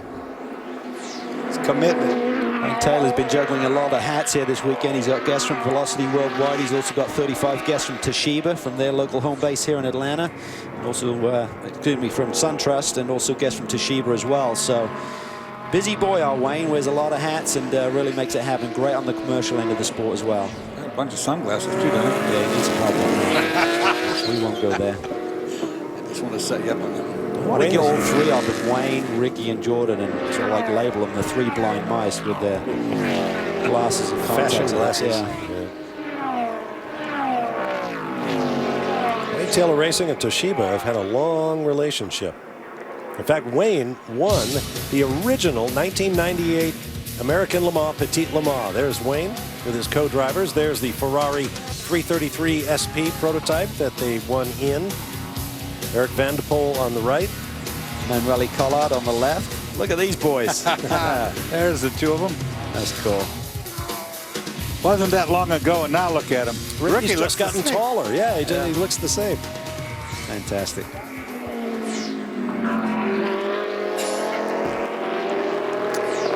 They say racing's a family sport. It certainly is in the Taylor family from Central Florida.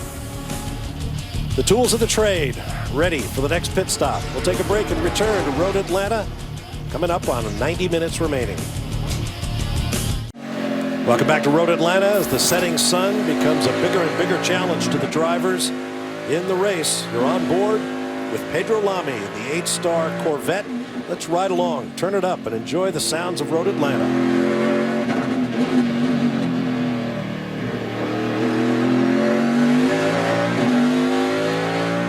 Over 50 miles an hour in that slowest corner of the racetrack, turn 7, then you're going to wind it through this 5-speed gearbox up to about 172 miles an hour down this back straightaway. Then, Dorsey, you have to bleed off over 100 miles an hour down to about 60 for the apex of turn 10.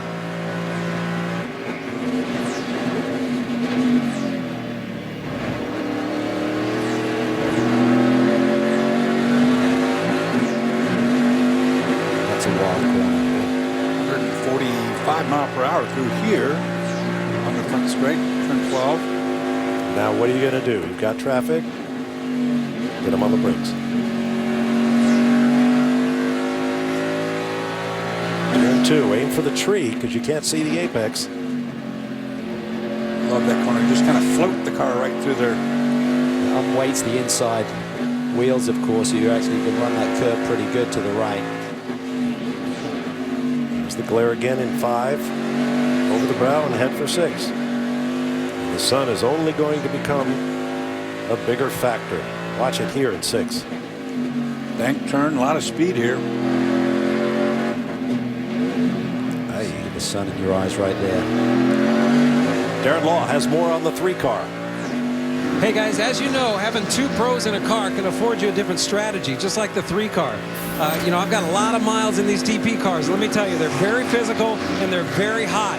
And if you got a guy that's been in there for 2 hours straight, or you can save a guy for the last hour and throw, like Sarah's and like they're going to do, throw him in at the end, I put my money on the fresh guy that's ready to go and ready to drive hard. Yeah, I agree, Darren. It's about 3.5 segments to the race here with a fuel window of 45 minutes in a 2-hour, 45-minute race. So, like Stefan said during the interview, a couple of stints each. I don't mind if Pedro does. If we get a yellow, I'll get in earlier. But just splitting the distance, keeping both the boys relatively fresh. Lucky for them, it's a very comfortable day here in Atlanta. In the 60s, certainly not like it will be midsummer. Yeah, we saw the weather like in the 50s and rainy yesterday, but it's over 80 degrees here on Thursday. Yeah. Really warm conditions. Makes a big difference in terms of the cockpit temperature, and also, like Chris alluded to with Andrew Lally talking about the track temperature and how it affects the tire deg during the course of this race. Obviously, as the ambient goes up, it screams up the track temperature as well, and that gives the tires a bit more of a problem. Let's hear from another Ferrari driver with Chris Neville. Well, a lot of these teams for their first time here at Road Atlanta. Also 2 drivers, both Jeff Westphal and Alessandro Bolzan. Your guys' first time here at Road Atlanta, trying to get that breakthrough win for the year. You guys were second at Barber, but you're getting close. Yeah, the racetrack is very fun to drive. Our car is matching a lot, especially in the Sector 1. I think the key point here is the use of the tires. We have to see our competitors, how are going down with the rear tires especially. Jeff is doing an amazing job. I'm going in the car about 20 minutes, if not yellow coming out. So for now, everything is very strong, and we are very happy of what we are doing. Yeah, hopefully we can see this team break through and get Ferrari their first win. And Calvin, you were talking about tires and track temperature. Before the race started, we were a bit over 100 degrees. It's come down 10 degrees since the green flag. Well, that should certainly help these guys out, because that should continue to drop as we get a little bit later in the day. Late start to the race here, of course. So, like Balzan said, he said, we're watching our competitors. We're hoping that their tires fall off a little bit and the car and the race will come to us a little bit. Well, the race is, what, about an hour and 20 minutes old now.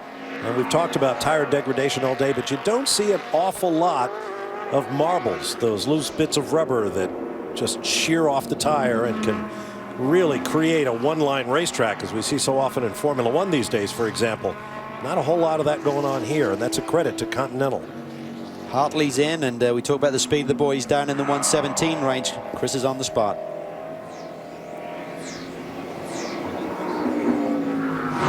Yeah, Calvin, the 8 car in, I think he's running 12th right now, so they're still trying to make up for losing that lap early on, but I think we're going to need a caution for them to really get some help there. And with about an hour and 5 minutes or so left in this race, I think that's what we got left, so they're going to definitely have to come back to pit lane. Waiting for the last splash there. The probe stuck a little bit of a splash with some kind of penalty. Yeah, the official wanted a word with the release man. A lot of head shaking along the pit wall. 22nd hold. Yeah, 22nd hold. Probably maybe one guy over the wall too many. Could be that. Could be proper fire gear. That hurts. You've been driving your butt off there suddenly. You have to sit there for 20 seconds. It takes a lot of pushing to make up for 20 seconds during a fuel stint. Boy, you're not kidding. Right, especially if it's just because a crewman didn't have his gloves on or something. Look how tight it is there. It is man. really nasty spot on the racetrack. I mean, there's a hairy place coming up through 2 and 3 when you're by yourself, but let alone when someone's exiting the pit lane. Right with Brian Frizzell here, the number 9. Yeah, Calvin, just wanted to add there that penalty on that 8 car. That was too many men over the wall. That was a 22nd hold. Nice. Let's go down to Darren Law. Bert Frizzell, hey man, you had a great run in the beginning there, took it all the way to first. So what's it like being back in the same car with your brother? Obviously you guys are used to running together. Yeah, I know. I mean, Brian and I are at home together, especially in the Visual Studios car. It's an awesome car today. We're kind of taking a different approach than Joao and Christian are to this race. We're kind of going on a fuel economy deal like we did last week in Barber. Hopefully it works out. But the Corn Ferry International car that Joao and Christian are rocking. Brian and Joao are doing awesome times right now, so let's see how this plays out. You guys had a great run, good mileage. You lasted longer than anybody in that first stint. Yeah, I mean, our goal is to stop one more time. We don't believe there's another car on the track that can do that. So hopefully this thing stays green, puts the pressure on the other guys, and makes the Ganassi boys sweat, because, man, their car's quick today. All right, guys, back to you in the booth. Well, that's huge. It means you've got basically your 55 minutes per stint, and you lose a little bit with the formation laps as well. So that is a very, very bold strategy. And what you're really gaining is, 30 minutes of fuel. That's probably about 20-odd seconds. 20-odd seconds coming down pit lane. So by eliminating that stop, you're gaining about 45 seconds on the field. But how much do you lose by, short shifting and such throughout the course of the whole race? It's also their admission that they know they can't outrun the 01 straight out. That they're going to have to beat it. They're going to have to beat it by a different strategy. You see him shifting away over there. Right here, his right hand sequential shifter. No paddle shifter in that car because, again, you don't have the gentleman driver in here. Great to see these drivers at action around this really physical and busy racetrack.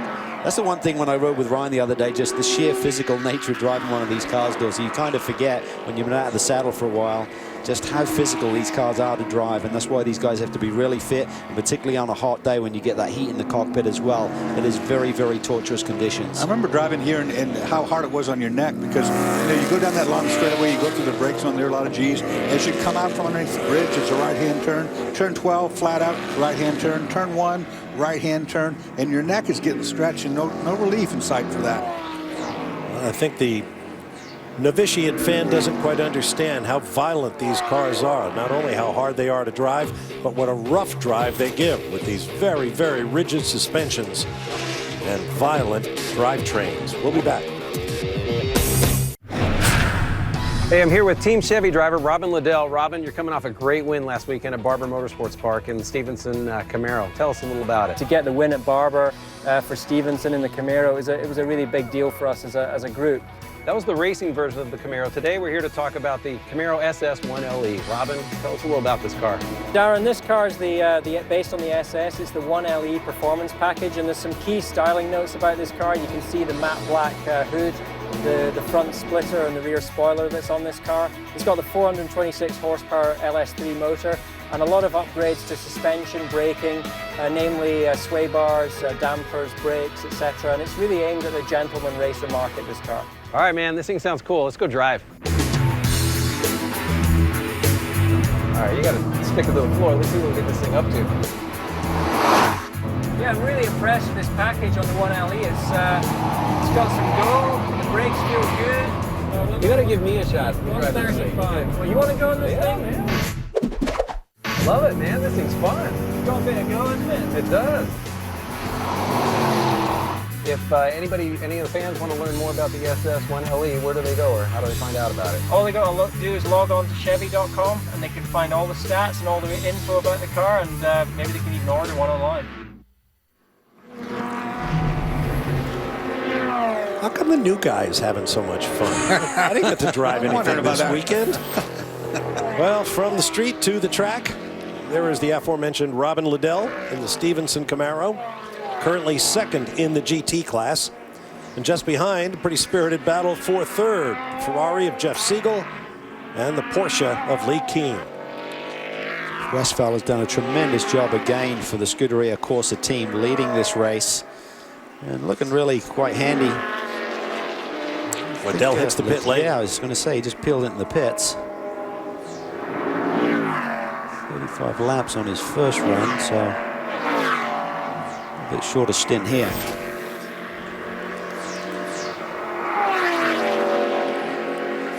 Tyres, and I'm not sure it's going to be a full fuel load here, so they may be playing a little bit of strategy here and just splitting the rest of this race. No driver change. Darren's there. Darren, what are you seeing? So far, it looks like a pretty routine stop. They're putting on brand new Continental tires. No driver change, it looks like. Adding fuel. Doesn't look like anything other than a routine stop for me. Love the livery on this car. Yeah, it's a good-looking car, no doubt about it. Continental Tire Sports Car Challenge car as well. Also a Camaro with yellow accent.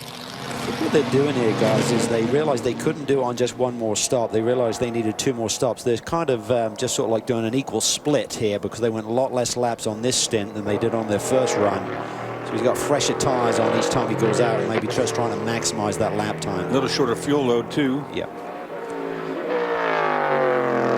And it also kind of matches the amount of time to change the tires to the amount of fuel that you need to put in. You're not putting a full fuel load in and waiting on fuel as well. Again, he's just got to get these Continental tires up to speed as quickly as he can and minimize the fact that he's on cold tires and the other guys are on hot. Spirit of Daytona, they're in the mix here, currently running in the top 6. Chris is with Ricky Taylor. Yeah, Cal, right now Richard Westbrook running around in 6th, but 25 seconds back. Ricky, is there enough time to try and catch that 01 car? I think so. I think we have a very good Corvette underneath us. Unfortunately, it took me way too long to get by the 2, so we lost a lot of that time. But I think they short-filled on that last stop, jumped us in the pits. But we should have a little more fuel on board for the next stop. Hopefully we can jump them back. You and the team did a little team building this past week and doing some mud bogging. How was that? Yeah, I feel like a bit of a redneck for once. I think I'll start fitting in the NASCAR world a bit more. But no, it was good fun. I absolutely loved it. They might have sold me on buying one. But yeah, I can't wait to get back out there and get muddy again. I think you definitely fit in the NASCAR world, and hopefully someday we'll see you over there. Well, that's right in my backyard right there. He'd fit right in if he wants to start playing with those. One thing he needs to learn to do is to not leave his phone on the table and with Richard Westbrook around, because Richard grabbed his phone and was suddenly tweeting that on Ricky's phone, on Ricky's Twitter account, that I'm wearing my lucky pink underwear today, which got a rave review from everyone, as you can imagine. Pretty funny. Usually it's the Taylor boys that you don't want to leave your phone around. They're the experts on that. They'll shut you down where you'll never get it back on again. There's Richard Westbrook in relief of Ricky Taylor, currently 6th. 25 seconds off the lead. Pedro Lamy really hasn't made a lot of ground up in this race. Currently running in the 8th spot. Lap times certainly nowhere near the pace of our current leader, Scott Pruitt, and he's a few tenths off the other Corvettes a little bit as well. So I'm not sure if they missed on the setup a little bit. But just going to keep soldiering on here. Maybe the race can come back to them when Stefan gets behind the wheel. Let's hear from one of the drivers of the 3rd place, Action Express number 5. Darren Law is with Christian Fittipaldi. Okay, Christian, last year when I got moved into the 9 car, Joao and I went out and won our first race together at Detroit. You guys are in 3rd right now. How's the switch happening? And you see you guys pulling off a win when you first did the first switch here? Well, I think the switch is pretty good for everyone. The Frizzels work in a similar way. Joao and I work in another way, which is good in both aspects. It's good for the 9 car and good for the 5 car. We're running P3 right now. We're pretty solid. there's still a lot of racing yet to come. Still have another hour and 10 minutes, but obviously we're going to try and do our very best. And Corn Ferry car is pretty solid, and maybe you're going to bring us good luck because, as you mentioned, like when you hopped into the 9 car with Joao, you guys got out there and won the first time. You never know what can happen today. Yeah, I hope so, man. I hope so for you guys. Hey, Darren, how is it for you? Is it loose or push, like with the headphones? Everything's loose here, man. It's all loose. It's good. Thanks. He's not going to get a break, I'm telling you. Next stop for the Rolex Series will be Belle Isle in Detroit. Christian Fittipaldi will be the only driver in the field who raced there in a champ car previously. They're coming back as defending champions. Darren and Joao won there last year.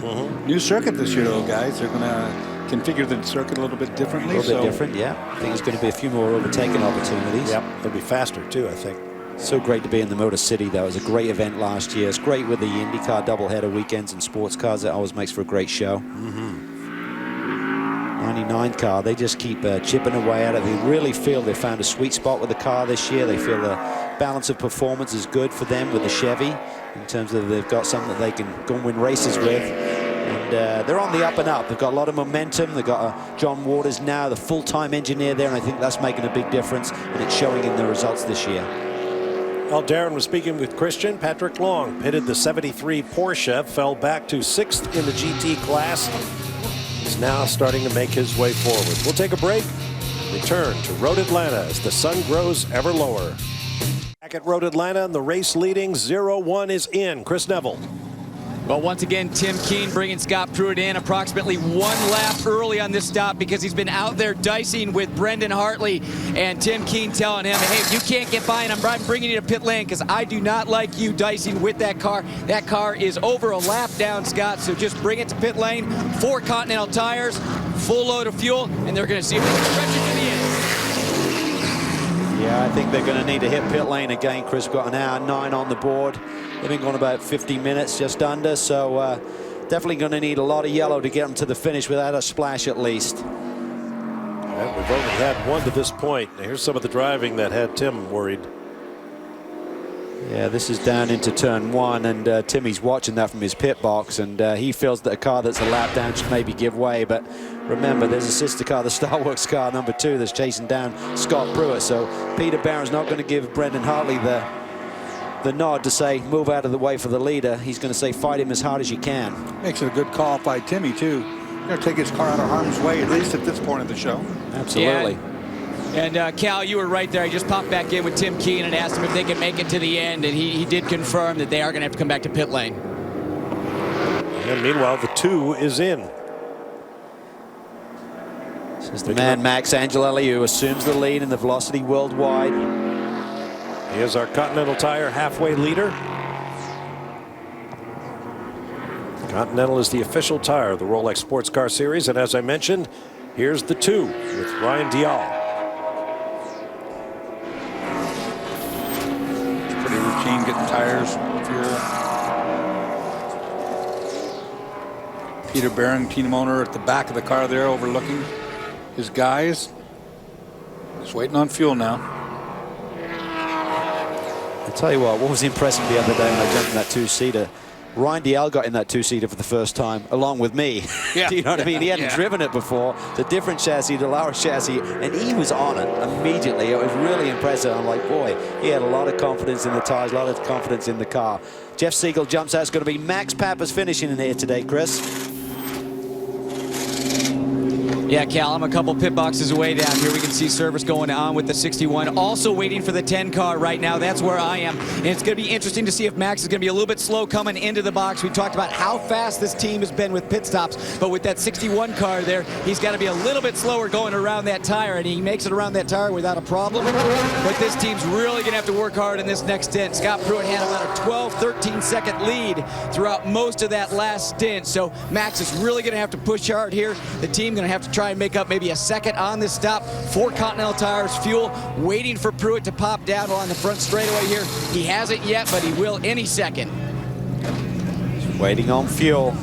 That's where the boys are so good. They're working out, They're practicing their pit stops every single day as Scott Pruitt now flashes down the front straightaway. Last car in line. There he goes. And there you see Max Angelelli leaving his pit box. And Pruitt gets a little bit of traffic there. That's going to cost him big. So that gap may shrink a little bit. 60's in. Darren. Yeah, again, this is like a basic routine stop for these guys. A new set of Continentals. Michael Valiente's in the car. Nothing going on crazy here. They did have a little bit of a slow gun on the right front, but it didn't hold them up because they're still waiting on fuel. Talking to the Ford boys this week, they still really feel that the Chevy's just got a little bit more torque coming off the corner. They said ultimate straightaway speed, yeah, our numbers look okay, but as the initial, you know, off the corner, they're just pulling us a couple of car lengths. Everyone has their story to tell, so you have to take everything with a grain of salt, but they really feel right now they're a little bit disadvantaged. And there's drivability too, not just the torque, but I mean, sometimes it's really hard. Take a look at this. Contact, big time. Oh, huge. Hit it head on into the opening. That's Pedro Lamy coming into his pit box as they released. I think it might have been the 5 car. Watch this. The 5 leaves. That was a big hit. Here comes the 3. That was a huge hit. And he hit the pit. The 5 hit the end of that concrete pit wall. barrier. Yeah, watch it. Yeah, watch it. Watch that. Bang. And watch. So lucky a crew member wasn't right there. You're not kidding, lucky. Wow, and the more of I mean, if there's blame to be placed, it goes more to me to the 5 crew in releasing them, knowing that the 3 car was coming down pit lane. You can't just let them go. You got to be aware of your surroundings, and Lamy was committed. He wasn't knowing that the 5 car's suddenly going to accelerate. Yeah, you got to assume the 5. Here's the 5 behind the wall. Look at the damage. Look at the man. He just punched it. That was like 10 mile an hour straight in to the end of that concrete barrier. So lucky there wasn't a crew member for the 8-star team standing on that corner. Absolutely. That's going to be a hurt car, I guarantee you. Darren, what do you see? Well, right now they're replacing the nose on the front of the 5 car, and it's not just the nose, you guys. It's the front splitters destroyed. This is not a small fix. That's a matter of pulling the radiator, pulling the splitter apart. I mean, this will be a lengthy stop for sure. Big hit. But there are points at stake, so they'll put in the effort with an hour and 5 minutes remaining. There's Barbosa released by the crew. It looked like maybe somebody on the wall was trying to hold him up, but by this point, yeah, too late. Already happened. Unbelievable. And then, of course, watch it rebound into the wall on the 5 right here. Watch him just straight in. Bang. Pedro's probably looking at his signboard as much as he is to that car, certainly in his peripheral vision. And it's not easy to see out of these cars, even though he's sitting on the right side in this Coyote chassis. Damage to the right front of the 3, but that's not much damage at all. Of course, he made contact with the 5. That's not that bad. It was the 5 to the concrete barrier that caused the huge damage. Yeah, when I spoke to the Action Express group at Daytona about changing that nose splitter, they said it's about a 4-minute change, so this will cost them probably about 3 laps at least. Here's the GT leader, Jeff Westphal, in. We presume we'll see a driver change here. Yeah, he's been a long time now. Yes, he has. Yeah, there goes Balzan, and he is really quick. So can Ferrari get their first victory? They're running 1-2 here for a little bit. Let's see if they can get one of those red Ferraris on the top of the heap today. Great job for Jeff Westphal. I mean, that was a long stint to run there. And he's into the sunlight right now, too. Yeah, super job. Really been flawless in these last 2 events. Balzan is the 2012 Ferrari Challenge World Champion.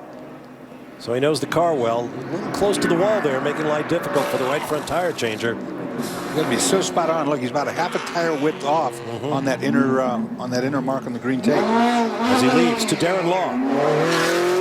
Pedro, there was quite a bit of contact here between you and the 5 coming into pit lane. The 5 car's got some heavy damage. What happened from your perspective, and are you guys okay? Hopefully the car's okay now, but I just come in and they should not release the other car to go out. I was just coming in, so when I was in the procedure to come out of the car with trying to connect the radio and everything. So I was just seeing where I should stop. They should see me coming, so big mistake from them. And so what about your car? Are you guys okay for damage? Well, excuse me? How's damage on your car? You all right? Yeah, a bit damage. Hopefully not so much.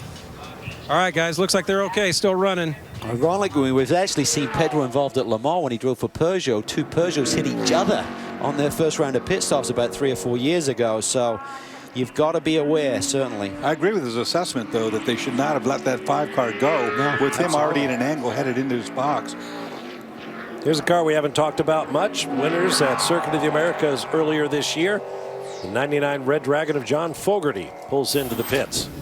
Yeah, on that last stop, Bob, we saw them make a wicker change with this car. Listening to John throughout this last stint, sounds like the back end of that car settling down a bit, but they really put a tall wicker on the back end here, so car probably gave up a little bit on the straightaway. 4 Continental tires. Alex Gurney finally getting behind the wheel, so Fogarty really putting in a long stint there. He's got to be tired, but the Red Dragon looking pretty good. However, it is missing a dive plate up at the left front. More wounds. About an hour and 40 minutes. Yeah. John Fogarty. And the key with these guys waiting a little bit to make this stop, if you should get a length of yellow, they may be able to hang in there. I mean, they're about 10 minutes shy probably right now or more in terms of making it to the finish, but the 01 is definitely out of the window. If they got a big yellow, it could come their way. So Brian Frizzell takes over the race lead in the 9 car from Action Express. They are fighting with one hand behind their backs after the accident involving the number 5. A break and then back to Road Atlanta. Speed's coverage of the Rolex Sports Car Series is brought to you by Royal Purple, the performance oil that outperforms. By Chevrolet, find new roads. And by Continental Tire, innovative technology, driving confidence. Back at Road Atlanta, scene of 43 years of racing history. The corners known to road race fans everywhere. And we are in the final hour here in round 4 of the 2013 Rolex Sports Car Series on Speed. With Calvin Fish, Dorsey Schrader, Darren Law, and Chris Neville, I'm Bob Varsha. You're watching the battle for the overall lead. Brian Frizzell in the number 9 from Action Express, being chased by Scott Pruitt in the 01 from Ganassi. On very different strategies, as his brother Bert alluded to. They made that early stop, made one more subsequent stop, and they just got one to go. So both they and the 01 need a pit stop. This will be a lot longer, of course, because they're going to need to take on a lot more fuel than the 01. So right now they have the lead, but really, when things shake out, it would be the 01 that will be leading, and Angelelli is his nearest pursuer. And on top of that, the 01's quicker on the racetrack also. John Fogarty climbed out of the 99 Gainesco Red Dragon moments ago. Chris Neville is with him. Yeah, Bob, and he's been debriefing with the team because this weekend it doesn't seem like the 99 group has really hit the mark. John, we saw you make that wicker change, and the temperature's coming down probably about 15 degrees. Is that car starting to come to life at all? It is. I think fundamentally we kind of misjudged the way the GT traffic was going to play into it. So the 99 Red Dragon is a little on the under-arrowed side. So it runs quick down straightaways, but it's tough through the corners, and that eats up the tires. So definitely it was an improvement when we made that wicker change. And we're making good fuel economy, so we're trying to play that angle. Hopefully everything works out for Gainesco car. I also heard Bob tell Alex when he left pit lane that you were pumping the brakes. So the brake system in that car, obviously not 100%. Yeah, I don't know what's going on. The pedal's a bit long. There's kind of a high-frequency vibration in there, and it's not knockback from the curbs. It's kind of always there, and you know, it's a little bit hair racing coming off the back straightaway there. Well, obviously not dealing with the same car they had in Austin. I asked John Ward before I got up to John Fogarty, John Ward, the engineer, if they can make it from here, and he said they will need one caution. Low downforce, it's tougher on the brakes too because you're not getting the aero drag that you normally would get. Yeah, they start with about 61 minutes to go, so they wouldn't make it if it stayed green, but one caution may get them in there, and that would really leapfrog them ahead because Pruitt definitely needs to stop, as does Brian Frizzell. So things aren't over yet for the Gainesco squad here today. Here's the leader in the GX class, the number 70, Sylvain Tremblay, whose company built the cars, now driving it. Looks like he's headed for the pit lane. Pit lane, and the guys have been told you've got to get over. You've got to have at least 2 wheels underneath that broken yellow line, and by the time you get to the solid line, you've got to have all 4 under, so that really inhibits your speed coming underneath the bridge. Right now, the Mazdas run 1-2.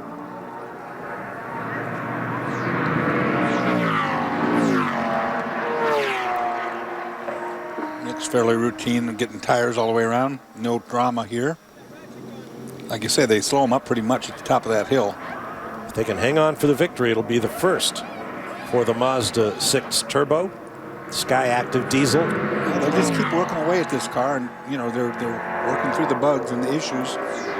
With Jim Norman this weekend, who's the only competitor along with his teammate this weekend who's not running a Mazda in the car, said, boy, those cars have a lot of grip down through the S's. They've really got a good handling car. Here comes the other Action Express car. The 9 car is in. Brian Frizzell stretching that mileage. 53 minutes to go. This should be his last pit stop. That's a good strategy if it goes green. I think it was a good call. When you have bad track position, you get that early yellow, you take it, and then it opens up this opportunity to just split the rest of the distance, which is what the two Frizzell boys have done. Good, clean race for these guys. One thing Bert talked to me about this week, he said, I'm hoping that we can take our own direction with the car. We don't want to be teamed together, but have to follow the 5 cars lead. As long as we can kind of direct what we like in the race car and not have to have the car engineered, you know, from what Fittipaldi and Barbosa like, then we'll be good to go. Now let's get more on the 5 situation. Darren Law is with Joao Barbosa. Joao, you guys had such a solid run going, man. What happened in that pit stop? You've got a lot of damage up on the front end under the splitter and the nose. I imagine it was a pretty big hit in the wall. I mean, just in the corner. To tell you the truth, I don't know what to say. I didn't really see it coming for sure. I had some problems with my belts in the first run, so I was fixing the belts, and I went as soon as the team sent me out. And I never looked on the left, so it's just an unfortunate incident. The car was running very good, though. Solid run for those guys. It's too bad. Now watch this. As Pedro Lamy is reminded by the crew, he's time to get out. Well, I didn't say dive out. They bashed him in the head with the seat insert, too. Things can go awry so quickly, and you just get out of your rhythm. When something happens like that, you're suddenly not thinking straight. You didn't remember that he was getting out of the car for a driver change, and then the driver change got a little bit ugly. But, you know, it's hard to see. When that car's coming in for Joao, he might be able to catch it in his side view mirror, but that's really the call of the pit crew on the box to make that call to release the car. They've got to be looking at who's coming. And if they think it's unsafe, hold. Wait that precious half second, I know, but got to be safe. And he said, I never looked left. You know, they told me to go, I went. And that's you rely on that guy to that degree. And if that 5 car gets out of there, Dorsey, they are going to get a stop and hold for 60 seconds for that contact in pit lane. So this contact penalty is not only for on-track action, but also anything like this. Scott Pruitt nursing an 11-second lead over Max Angelelli, first and second. Ryan Dial another 7 to 8 seconds back. And then Richard Westbrook just a 1.5 seconds behind Dial in 4th. Here, look at the separation. There goes Scott up the hill for turn 1. And right about now is our 2nd place Max Angelelli. So the whole length of the front straightaway essentially is 1st to 2nd place. Now the Velocity team's pit stop should be a little bit quicker. They ran a little bit longer in the stint, which means they don't need as much fuel to put in the car to get it to the finish, but nothing like the gap that Scott Pruitt has if he can maintain it. So they may gain a second or two on this gap after the final round of pit stops, but they need something major to happen to try and get to victory lane here today. It's just short at 12 seconds right now.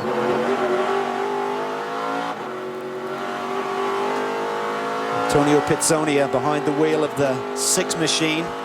He went over to Silverstone. A bunch of our regular competitors here in the Rolex Series had some great results over at Silverstone this past weekend for the first round of the WEC, the 6-hour event. Pizzonia won in the LMP2 category.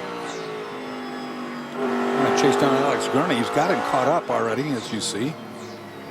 Now, if you can launch off of here, actually Gurney gets the better run. This is where John Fogerty said the 99 car was working at its best. That's where you want it to work. If you can launch out of 7 and look at the gap increase as you go further and further down the straightaway. Whilst the tires are good, you're going to get that launch, and then if you've got low aero, you're just going to stretch it. But if you're starting to wear the tires out, then you're not going to get that traction and you're not going to have the advantage. Less than 50 minutes remaining. We'll take a break and return. Stand by for more. Pit stops still to come. And then the run to the finish at Road Atlanta in round 4 of the 2013 Grand-Am Rolex Series on speed. Shadows growing long here at Road Atlanta with Calvin Fish, Dorsey Schrader, Darren Long, and Chris Neville. I'm Bob Varsha. Scott Pruitt leads by 10.9 seconds over Max Angelelli, with Ryan Dial another 7 seconds back. There's Pruitt. It's come down a little, but that's traffic related, I believe. Let's get more on the 01 Ganassi team with Chris Neville. Yeah, Dorsey, that's right. It kind of ebbs and flows between 13 and 10 seconds, all traffic related out here. And I just checked in with Tim Keene. He's bringing Scott in 3 to 4 laps. So he told Scott over the radio, right now I need you to put your head down, drive that car as hard as you can, because he wants to build that gap back up to 13 to 15 seconds so they can hopefully stay out in front of that 10 car, not really have to worry about pressure in the late going to this race if we don't have a caution. Yeah, just use the car up, use the tires up, and try and create as much of a margin as you can.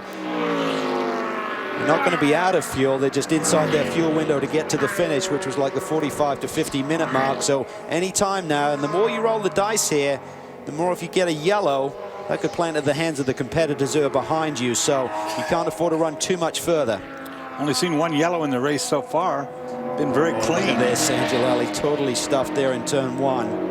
That cost him a good second and a half or more. Nothing you can do about it either, right there. It's interesting, just before we went to break, we saw Scott Pruitt coming up behind one of the GT machines down in turn 5, and he just laid way back, like 3 or 4 car lengths, and just said, you know what, I can't do anything at this stage, and just waited for the exit of 5. And that's really just the experience and reading the situation. And around here at Road Atlanta, we've seen it for so many years at Petit Le Mans. You just have to be patient at certain parts of this racetrack. Minimize your loss, if you will. Ryan Dial is in from P4. Getting ready to finish with 43.5 minutes to go. Another great charge here by Ryan. Can he get the car on the podium again? Running in the top 3 when he hit pit lane to see what can happen. The 99 car is really the wild card. If we should see a yellow, they may be able to make it without an additional stop. I think everyone else is going to be rolling down pit lane. Meanwhile, in the GT category, Robin Liddell in his Camaro is trying to hold off a pair of Ferraris, Alessandro Balzan and Max Pappas, and the Porsche of Patrick Long, all of them covered by just 17 seconds.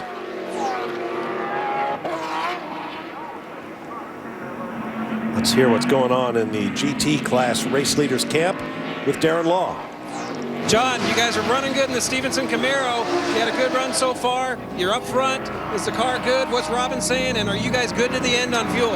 We're not good to the end, but nobody will be good unless we get half an hour of caution. And if we get that and they try to stay out, we'll have new tires and be able to race them. So I think everybody's got to make one more stop, but Stevenson crew made a great call to pit us early. We knew we weren't going to get by the Ferrari on track if they stayed out there, so we pitted early, got new tires. Robin made up about 12 seconds just by getting some clean air and new tires through that stint. So we're in the right spot. All right. Thanks. Back to you, Chris. Darren just finishing up pit stops down at my end of pit lane. Scott Pruitt already out. Max Angelelli follows him out, a little bit slow on the right front of the Telmex car. Fuel was done, and that team still waiting for that right front to go on. The 10 car looked to me like they had a perfect stop, maybe made up a couple seconds because of that miscue on the right front. Yeah, and they may not have had as much fuel to put on board to get him to the finish as well. So we'll have to see how it plays out. Pruitt was about 10.5 seconds, I think it was, Bob, before the stop in terms of the gap to Angelelli. So we'll have to wait and see. Here comes DL up to speed. He's got some tire temperature. Here comes DL. This is for position. Max struggling getting those tires up to temp. He was really bad going down the S's. He's going to fight now. He realizes, but I don't think he's going to have anything for Ryan here as they head down into turn 6. So nice power move there by Ryan DL. Here comes Stefan Sarrazin. Down to the inside, and you're just going to struggle for a lap, getting these Continental tires up to temperature. Boy, and repassing is going to be all the more difficult. One was allowed, of course. He just really had a real bad time at the top of the S's with understeer. The car was not going to turn, go down that hill. Had to back off the throttle, and everybody ate him up. Okay, so the race is on. Great work by the Starworks boys in bringing DL in a lap earlier than the 01 and the 10 car. They've got hot tires on the car, and DL made it pay.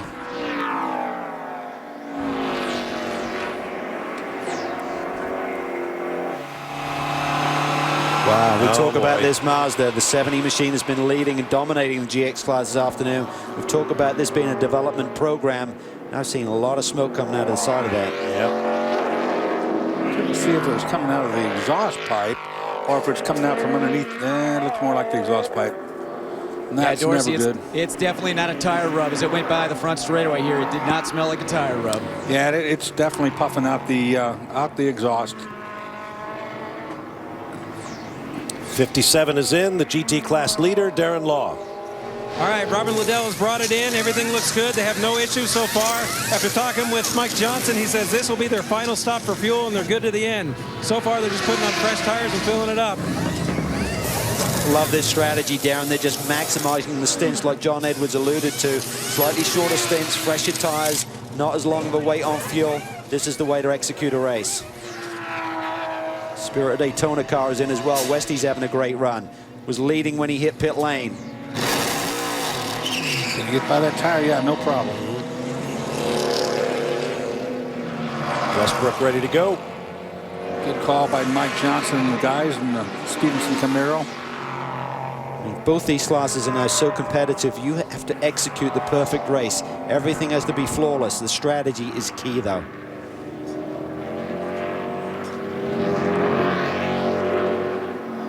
So Westy back in the frame. What can he? Oh, he locks up. He's off. Cold tires.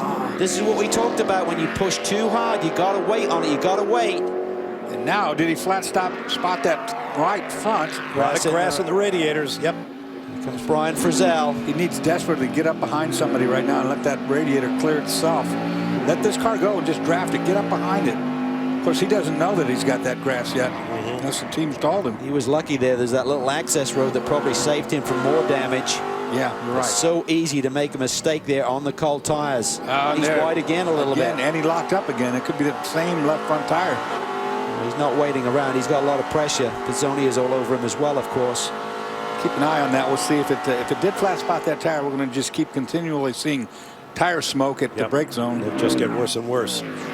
So if he was on it long enough, Dorsey, to actually flat spot, I'll have to wait and see. Well, luckily, he got it in the grass. Oh, Pizzoni are really deep there. Been really impressed with his driving since he's been driving these Daytona prototypes this year.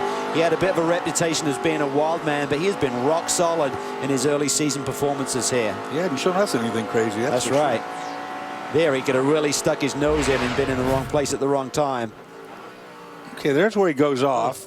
Gets into the grass right away, so he might have saved that tire. That access road. If that was all grass, he'd have had a real problem. Yeah, he'd have had a packed radiator for sure. Right where it gets light, right here. Watch the right front. Yeah. I wonder if the sun glare in his eyes got him too a little bit, but he's been through that corner. Cold tire though, it's easy to do. The 70 is in and up goes the hood. That's not a good sign, Darren. Guys, the 70 car is in, and not sure what's wrong. The hood's up. There's a lot of smoke coming out of the engine bay and also inside the cockpit. They're looking back at the back of the motor right now. And I'm seeing a lot of oil dripping on the ground, so they've got something serious going here. Well, the good news is, Darren, is that the sister car has now assumed the lead, so it's good when you got 2 bullets in your gun. Here comes the 99. They've decided they're not going to roll the dice. Chris is there. Yeah, I think with everybody else coming in and no cautions throughout this entire race, these guys said, you know, we pretty much have to do this thing now. It's going to be pretty short fill. Everybody else took tires. This is the only team up front that didn't take tires. Maybe a little bit short stop on that. Wow, fuel only. See what that pays Yeah, and it off. should be interesting here because Angelelli just coming into turn 1 right now, so this team may have made a good move right there. Oh, but he's got traffic. Yeah, Dial got through. I'll tell you what, that Dial pit stop, the timing of that was perfect. He got around Angelelli, now he's around the 99. He's in really good shape. The 99 could have rolled the dice with the yellow. I mean, it wouldn't have helped them in terms of the pit lane being closed and coming to pit lane, but they've given them enough margin there to stay out. That was really their only hope, I feel, for victory here today, but they're in the thick of a championship chase. Didn't want to roll the dice too much. Now we'll see who has speed because it's come down to that 36 minutes left in the remaining of the race.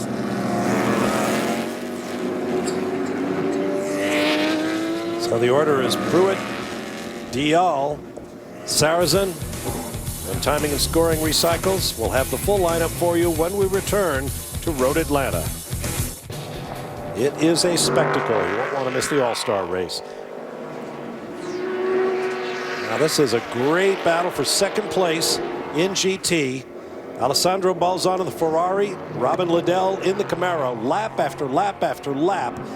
Liddell runs down the backstretch, gets right up alongside the Ferrari, and then just can't quite make the pass. I think this is really for victory here today, Bob, because the Brumos car currently leads, but they're going to be about 10-15 minutes shy on fuel unless we see a lengthy yellow. So they're eventually going to have to hit pit lane if we stay green. So that battle between Liddell and Balzan is for probably the win here today. Well, we see it anyway. And look now, the Camaro. This is its strong point down the bottom of the hill. Not this time, though. Yep. Had traffic in the way. Robin's been pushing really hard when those tires were at their freshest, so it'll be interesting to see what his strategy is, whether he tries to get that lead or that position, should I say, for second spot right now it would be away from him, or whether he just tries to cool those tires down a little bit and charge a bit later. He's got to do it pretty early in the lap, too, because the Ferrari's faster on the back part. From turn 1 to turn 7, the Ferrari's got the advantage. The Camaro better from 7 back to 1. I just think keep him in range, and then when you see a batch of traffic, then really put the hammer down and see if you can take advantage. Traffic would be the issue, too, because I think the Camaro has the advantage if they slow down and have to reaccelerate because of traffic. It's got that immediate torque with that Chevy power. Carl, even though it's been lowered an inch this year, that Camaro still really rides the curbs really nicely. Big advantage around most of the circuits here in North America. Mike Johnson really worked hard on those cars being able to drive up over the top of those curbs without upsetting either the braking or the ability to put power down. There he goes, he's really tight. Is he going to tuck it to the inside? He does. Balzan sees it coming. He could sense it. Oh, good launcher. These guys are in a fierce battle at Barber with Liddell coming out on top. Can he reverse it here today, Balzan, and get that position over there? But getting within inches of each other and yet not touching. Watch this, though. The Camaro's got legs. He'll draft as long as he can, but he's going to be forced to the outside. Here he goes. You can do that move between 6 and 7, Dorsey, can't you? You just really take it in. Oh, he's gone around the outside. He's got him. He's got the track position. Beautiful. This is where he had to do it, too, because this is where he's weak. This end of the racetrack, if he can hold up the Ferrari, he'll stretch the legs on these straightaways. He'll take a lesson in defensive driving from his teammate, young John Edwards. Proven to be a bit of a master of tactical drift and taking the piece of racetrack your opponent needs to get by you. That's exactly where he had to make that pass happen really early in the lap. So now he can control the pace through here where he's normally weak and then extend his lead when he gets on the straight. He'd been sort of like on the hind quarter for a couple of laps through that chicane area. He just got in a little bit deeper on the brakes and just got that extra half a car length and able to stay to the inside for the switchback. Beautiful job. As Calvin pointed out, that was for second place in class, but it will soon become first place when the Brumos Porsche pits. At least so we think. Less than 30 minutes remaining here at Road Atlanta. We'll take another break and return. Sun growing low, beautiful spring afternoon here at Road Atlanta. What better thing to do than to watch great racing? And that's what we've had here today in round 4 of the 2013 Rolex season, the Visual Studio Ultimate Grand Prix of Atlanta. Final race for the Brumos Porsche. Those iconic colors. Let's go to Darren Law. Hurley Haywood, you've had such a long career. Brumos has such a long career. This being your final race here for the team, how do you feel about that? Well, we're sad. We're not leaving for good. We're just leaving for temporarily. But the guys are doing a super job. We had to take a little short sip of gasoline to make it to the end, but we got new rear tire on, and Lee's doing a great job. So hopefully we can make a run for the front and close it off with a win. All right, Hurley was definitely one of my heroes growing up. It's sad to see this team come to an end this year. Well, it's good to hear Hurley say they will be back. It's just a question of when. Yeah, Dan Davis said earlier in the show that they just wanted to evaluate this new series and the merger and see what Porsche come up with. And he's sort of targeting 2015 is when they may be back. But great to see them leading there for a spell. We felt they were going to be shy on fuel. They made that call relatively early. I don't think they are out. So quick splash, just change rear tires, Dorsey, to save some time on pit. That was smart to do, too. They wear the rears on these Porsches, so he put the 2 on the back, and he did match the pit as far as the gasoline intake. So they maximize their pit stop and hopefully can get a run going here. It will be sad to not see that car for the next year and a half. Two cars having a great day. Their strategy was perfect. Ryan Dial got the hammer down on his outlap, got around Angelelli, and he's now running a strong second, just 10 seconds shy of Scott Pruitt. So Starworks boys having a great day, Chris.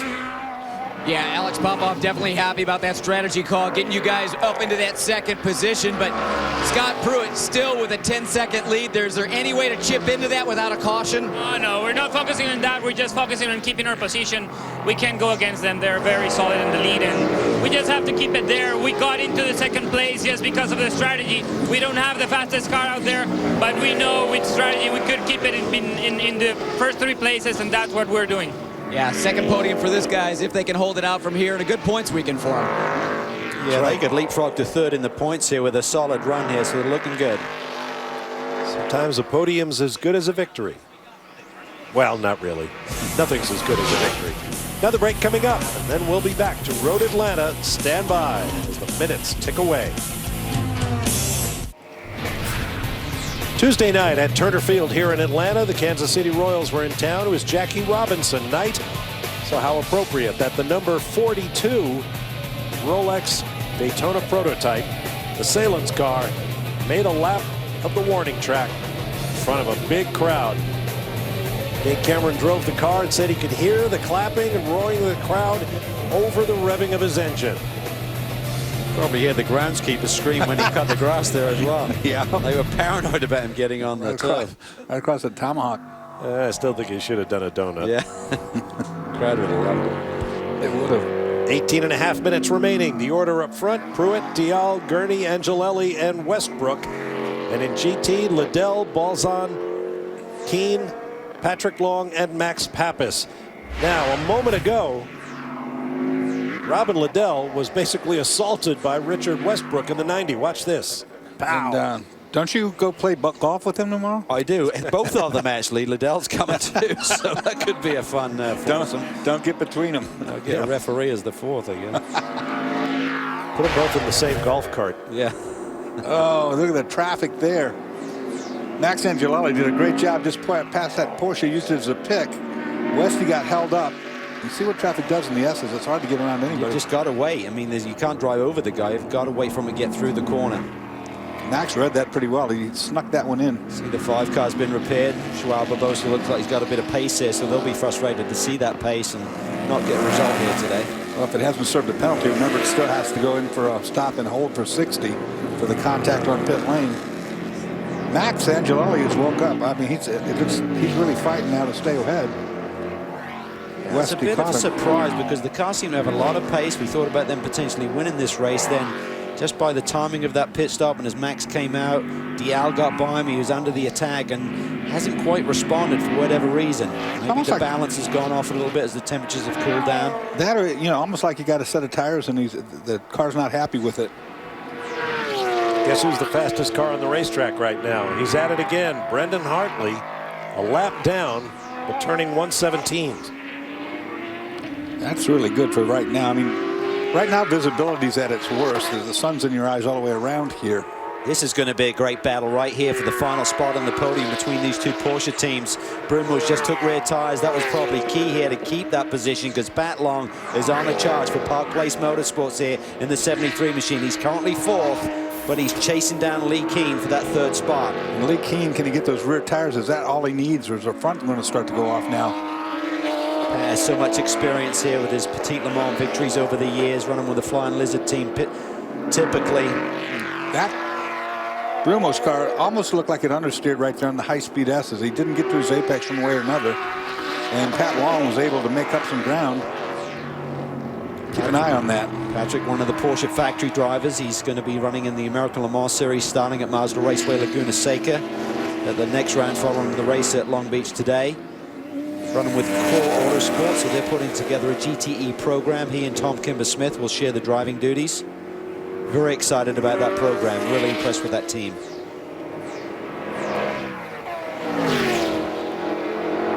Somebody who needs to tell Patrick he left the turn signal on. Yeah, he's telling these prototype guys which way to go. But as he said, he was pretty vocal in the drivers' meeting about the nature of the Road Atlanta circuit in terms of dealing with the faster prototypes. He said, you've got to give us some time. You've got to be patient with us. We can't disappear through areas like the S's. And they'll listen to someone like Patrick. He's got so much experience. He's been around so long that they'll take that in good stead. You look at the S's and assume that both cars can do them flat. The difference is that the GT cars are very, very much on edge. They don't need anything to have them go off the road. They don't have the downforce. 73 car really closing in now. Patrick's really impressed with this team. He said all of the pieces in place. We just need to sort of tighten things up a little bit. He said, but that's to be expected with a relatively new team. But look at this. Westy's on the charge again. He's closed that gap on Angelelli, Bob. You see the 5 back out there. as well, running third in that line, but many, many laps down. Yeah, he doesn't want to get in the middle of that fight right there because that is for position. Currently, Richard Westbrook is definitely caught up with Max Angelelli. Now getting around, whole different story. It's been a quiet season for Westy and Ricky Taylor, but when you look at the results, a 5th place finish at the 24, disaster at Coda, 11th, but then a podium at the last race. They'd love to get another one. They want wins, of course.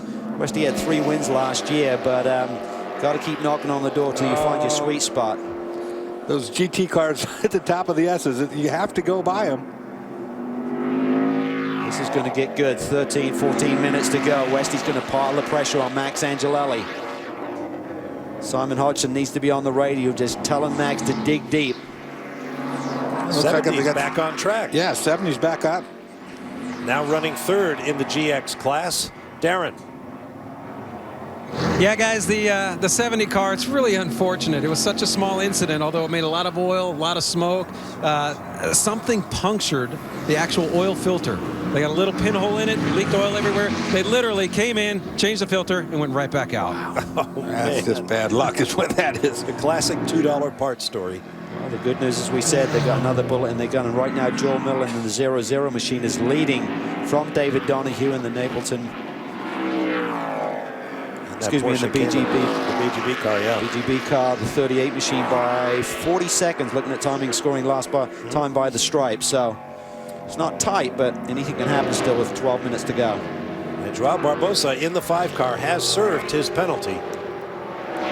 So he has a clean slate from here to the end. There's Liddell. A Ferrari in front of him is not for position. The one behind him is, though. Yeah, absolutely. Balzan's hanging on his tail here. And they're the Ferrari guys going to play teammates, even though they're not at the same team. They're both Ferraris. Anthony Lazzaro now behind the wheel of the 69 FXDD machine for AIM. Ferrari yet to win, so you know that the factory is very keen for one of these cars to get to the front. I'm curious to see how tight the two groups are between AIM and Scuderia Corsa in something like this scenario. Well, we'll keep an eye on this situation. One more break, then we'll be back to take you to the checkered flag here at Road Atlanta. Stand by. We'll be back with more in just a moment. There you see your leaders. Pruitt, Dial, and Gurney. Just not in the same order. There's a beautiful shot of Chateau Elan and the vineyard that surrounds it, the equestrian area, and world-class golf. Next stop on the Rolex Sports Car Series, Belle Isle and the Detroit River, across from Motor City. Yeah, great race there last year. Well, they're argy-bargy, though. Yeah, a lot of argy-bargy. So join us for Belle Isle in just a few weeks' time. Less than 10 minutes to go now. Pruitt, Dial, and Gurney in Daytona Prototype. Liddell, Balzan, and Keane in GT. What a dominant performance by the Ganassi group here this weekend. I mean, they got the pole by nature of qualifying being rained out and set on championship points, but they've been fast in practice, and Maynard Rojas just took off at the green flag, just gapped everyone, and Pruitt's really picked up from where he left off. So just a great performance by that group. And everyone we talked to, when we asked them, you got anything for them? Nope. That's dominance. Well, I think when we get to the high downforce circuits, that's where that Corvette body and the downforce come into play. But a circuit like this is where this Riley is still very competitive. Ooh, this might hurt Robin Liddell right here. 0-0, hurt him a little bit. Leader in GX slows up the leader in GT, and now Balzan in the Ferrari has a run. But he's going to be overtaken by the leader of the race. Yes, that's all the leaders in one frame right there, all 3 classes. That's right. Balzan's seen this picture before just a couple of weeks ago at Barber, where he sat about a similar distance from the tail of Rob Nadal. So victory escaping the Ferraris at the moment. Can he do anything here in the last few minutes? Pruitt's going to force the issue and go by. Yeah, he can go around the outside there. He's got the downforce to do it. That didn't hurt Robin either. But now Balzan is right there with the Ferrari. I mean, he's within striking distance with 7 minutes to go.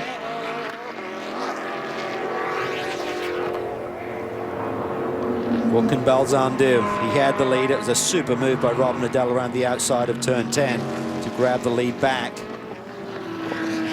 think he's okay as long as he stays there. If he can get off this corner right here, turn 7, and run down that straightaway, that's his strong suit.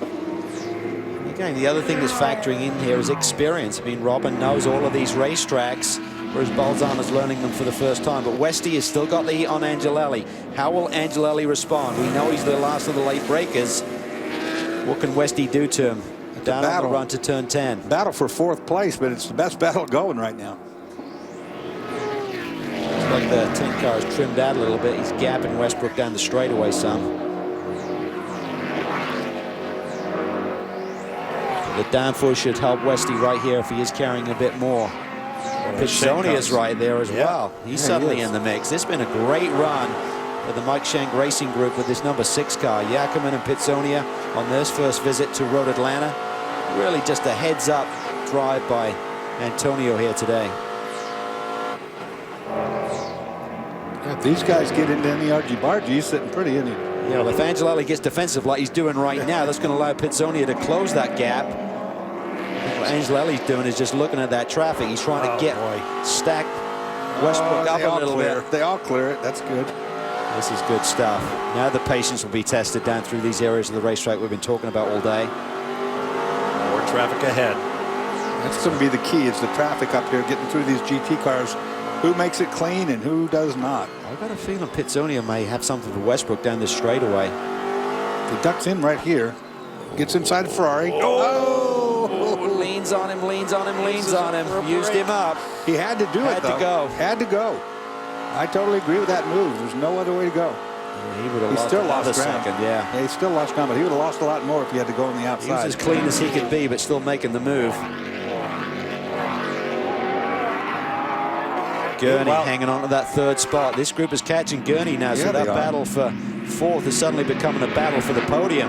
Gurney's mired in with a bunch of GT traffic as well. Yeah, Pizzonia is only a couple of seconds off the podium, and he sits there back there in 6th. Meanwhile, in GT, Patrick Long has gotten by Lee Keen to knock the Brumos car off a possible podium position. Oh, look at that.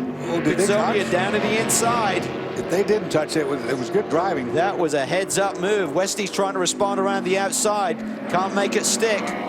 Really aggressive stuff, but a great move by Pizzonia there. Took advantage of the traffic and just stuck it down the inside. And hey guys, as you're looking at that battle right there, remember the 99 car, the only car of that group that didn't take tires on that last stop. Great point. Great point. Yeah, and I think he's a sitting duck. Look at Max Angelelli now is caught up, or is catching quickly. 4 minutes to go. This is going to get tight at the finish. Remember Fogarty said we really tripped the car out, and he said that's hurting us with the GT and traffic, and also is wearing those tires down a little bit. The fact that he didn't take tires and they're running trimmed out, it's going to be a handful for Gurney here in the last few minutes. Might not be the battle for the win, but we're going to have a heck of a battle right now coming up. This is Pizzonia leaning on the Ferrari in turn 7. There's nothing else that could have been done there. Takes the mirror off. There goes the right side mirror. Oops. Don't need that. It's Max Pappas he's leaning on. Spun the tires out there. He spun them hard, boy. This is going to get really good. No TC, no traction control on these DPs. That went away a few years ago. That tells you how bad the tires are off, too. You heard he lit them up really hard. 0-0 car leading the GX class right now. Can Mazda score their first victory of the season in this newly formed class for 2013? 2 more circuits will know that answer. That's right. A Royal Purple outperformer of the race. Joel Miller and his teammates take this Mazda 6 turbo diesel to its first Rolex Series victory. Oh, look at this. Meanwhile, back at the OK Corral. Yeah, that's about to be a shootout. You're right. Nunez is away racing at Long Beach, who's the regular co-driver for Joel Miller here. So it's going to be Andrew Carbonelli who potentially will get the first win alongside Miller here. He can hang on. All these guys are working through the GT leaders right there. Robin Liddell, the 57. Balzan locks up the he does. Front tires on the Ferrari. Liddell looks solid, doesn't he? Yeah, he does now. A brilliant race. He looks real good right now. Balzan back there really got hindered. Lost a lot of ground, and he might have flat spotted a tire. What a rebound for the Stevenson. Oh, here comes Pitsonia down the inside. That is late. That is late. But he's got it, I think. I mean, he was down in there. What a move. Did he make it stick? Yeah. Well, no, he didn't. No, he had already gotten Westbrook. Wow. Where did Angelelli go? I don't know. I was going to say, is he either in the weeds or down the road? He might be in the weeds. Oh, he's in the weeds. Off the road? I bet you they made contact. They looked like they were going. No sign of the 10 car. Watch this. Watch the move. Here he is. Was late, right down the inside. And there he goes. Off he goes. That's going to be a tough one. We've got a new driver assistant steward, Elliot Forbes Robinson, in the booth. He's got to make a tough call there. Oh, boy. In terms of that contact. Oh, coming up on 90 seconds to go. So Max must be in the gravel trap over there. I don't know. We haven't seen it. It could be, you know, they might pull a caution thing here. No, he's back on the track. He just had a big off. You can see the radiator grill is stacked with grass. So major moment. He will not be happy. And we've talked a lot about this avoidable contact here this year. A lot of penalties have been handed out. Yeah. That was just good hard racing, though, towards the end of a race. Going to be a tough call. Glad I'm not the driver coach thing up there right now. Well, I put your name in the hat, Dorsey. So thanks a lot. This is probably one of the toughest ones that I've seen this year in terms of whether it is avoidable contact or not. I mean, he was all the way into the apex, and they made side-to-side contact, as much as side-to-side as you can possibly be. I don't know. I wouldn't like it if I was Max. I think it caught Max by surprise the way he saw that suddenly turned in. He had no idea that Pitsonia was going to make that late move, which you normally don't there. And you're going into that sun, remember, too, right there. I mean, he might not have even had a clue he was there. Robin Liddell looking good now. Big lead over balls on in the Ferrari, the 63 back there. Yeah, you talk about working traffic from the standpoint of the, you know, prototypes getting around the GT. White flag for Scott Pruitt in the Telmex car. But Liddell has also done a great job, Bob, of handling the traffic, managing the faster prototypes as well. One more time. Pitsonia inside. Deep. Yeah, he wasn't totally alongside all the way, was he? Must not have gotten too far into that gravel trap. I would have taken that shot, though. I would have gone for that hole. It's going to be an interesting decision. I mean, Max, if he'd seen him, could have gone through there side by side, possibly given him a bit more room. But Max was coming down to the apex, and Pitsonia had committed. Plenty of room now for Scott Pruitt to take a deep breath as he and Memo Rojas are about to make Ganassi Racing with Felix Sabates on the Telmex team the first two-time winners of the 2013 season. What a dominant performance, that team and that car. Didn't see that one coming this weekend. No, I didn't either. I mean, they have been, they're just untouchable. And amazing that their crazy stat of the year, Bob, where they qualify, they finish. Yeah, it still that's going to continue. Remains true, that's right. So 10B. Everybody's in trouble if they keep being on the pole. Yeah. One more time down the hill, and the checkered flag awaits for Scott Pruitt and Memo Rojas, winners at Road Atlanta. And the word from the stewards is that collision down in one between the 10 and the 6 cars was a racing incident. I like it. I'll go with that too. I'm no call. I agree. And I think that's the sort of racing that we need to allow to keep this series on the same playing field that has been for so many years and been so entertaining. I'm glad they saw it that way. I totally agree with that call as well. That was good hard racing, just like it should be. And it appears that Robin Liddell and his co-driver John Edwards will come home to the GT victory, continuing their strong performance of late. 20th career win for Liddell, 6th for Edwards. Wow, what a day. 2 in a row. Beautiful job by that team. Fantastic. Great strategy, and boy, oh boy, what a move by Robin to get the lead. And at long last, after that gamble by Mazda to bring together their Skyactiv diesel and put 3 cars on the grid at Daytona, they've met with one frustration after another. But here in round 4, just the 4th start for this new car, they will break their string of frustration and pick up their first victory. There's John Edwards. Celebrations all around in the Stevenson pit. We'll be back to hear from our winners at Road Atlanta. Stay with us. Welcome back to Road Atlanta. The race is complete, but not without one final shot fired from Antonio Pizzonia to Max Angelelli. This is on the in lap, the cool down lap, and Max pulled up alongside. Maybe there were some gesturing. I don't know. I wonder if there was some hijinks hand on the signals. way around. I think cool down lap was never more inappropriate. I love it. Here are the point standings in Daytona Prototype as Pruitt and Rojas continue to march from the field. They do. Gurney and Fogarty, their second. Jordan Taylor and Angelelli drop a little bit. Let's get down to victory lane and Chris Neville. And Scott Pruitt, Memo Rojas, big hugs down here. Our first two-time winners in Daytona Prototype this year. This is always one of these dangerous times of year when these two start pulling away in the championship. Having a couple-point lead going into this race. Now a win going to extend that lead. Scott, come on down here. You drove quite a bit today. Memo put you out in the lead, had you a nice 10-second lead. When you left pit lane, you kept it out 10 seconds pretty much the entire race. The car was good. I can't say enough about the Telmex BMW. Just did a terrific job. I want to dedicate this race to a very good friend of ours, Mrs. Jones. Very good, long-time friend, just passed away last week. Anita, we're thinking about you guys. Hi to my family at home. Memo, terrific job. The Ganassi boys, I mean, what a day. I mean, the car worked great. Again, Continental gave us a great tire. BMW dining. Awesome job, man. Awesome. Yeah, once again, you guys always seem to figure out these tracks the first time we go to them. Yeah, I mean, I think we struggled to find the right balance. I think tire degradation was an issue for many teams, but you know, we were able to have a fast car regarding without caring about the tire degradation and put the car on the podium. Yeah, the car works so well at tracks like this. We'll see if they can keep this car up front when we get to Detroit. All right, thanks very much, Chris. Here's a look at the GT Championship standings. Wow, look at that. Only a 1-point drop. Andy Lally down to second, John Potter. And only 8. Robin Liddell, great win here today.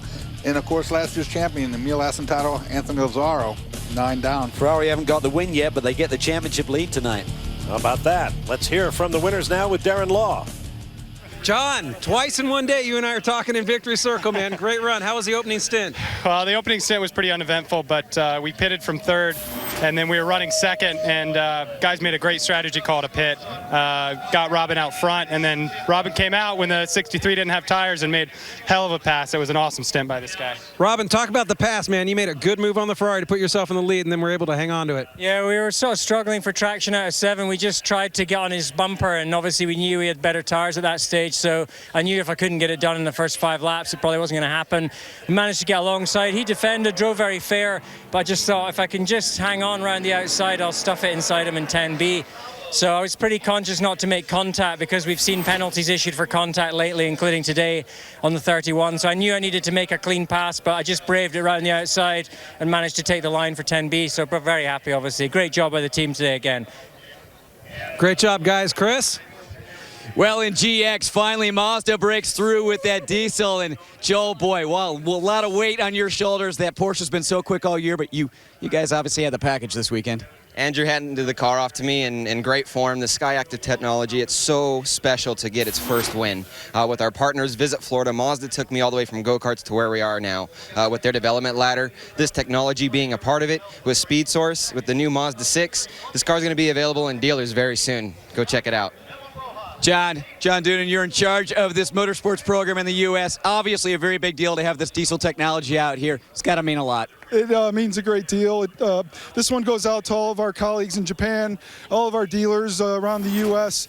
This is the new Mazda 6. This is Sky Active technology, and we just put the first diesel in victory lane in Grand-Am. So really proud of all the Speed Source folks. Can't get to these days without Visit Florida and Castrol. So Mazda, #1. Congratulations, guys. Congratulations to Mazda on a big, big first victory. A lot of passion there. Yep. Final thoughts, gentlemen? How about you, Doris? Well, I think the battle's over, but the war has just begun. Yeah, I mean, it's a fantastic race. It's a great racetrack. It's great to be here for the first time in the Grand-Am Series at Road Atlanta. But I tell you what, this championship battle is heating up in both classes, Bob. It's going to be a long wait for Detroit, but we're looking forward to it. No question about it. And it's a good reminder that the next event will be from Belle Isle in Detroit, coming our way Saturday, June 1st at 5 p.m. Eastern Time. Thanks for joining us here for the debut of the Grand-Am Rolex Series at Road Atlanta, an epic race in every way. For Calvin Fish, Dorsey Schrader, Darren Law, and Chris Neville, I'm Bob Varsha. So long from Brazelton, Georgia at Road Atlanta.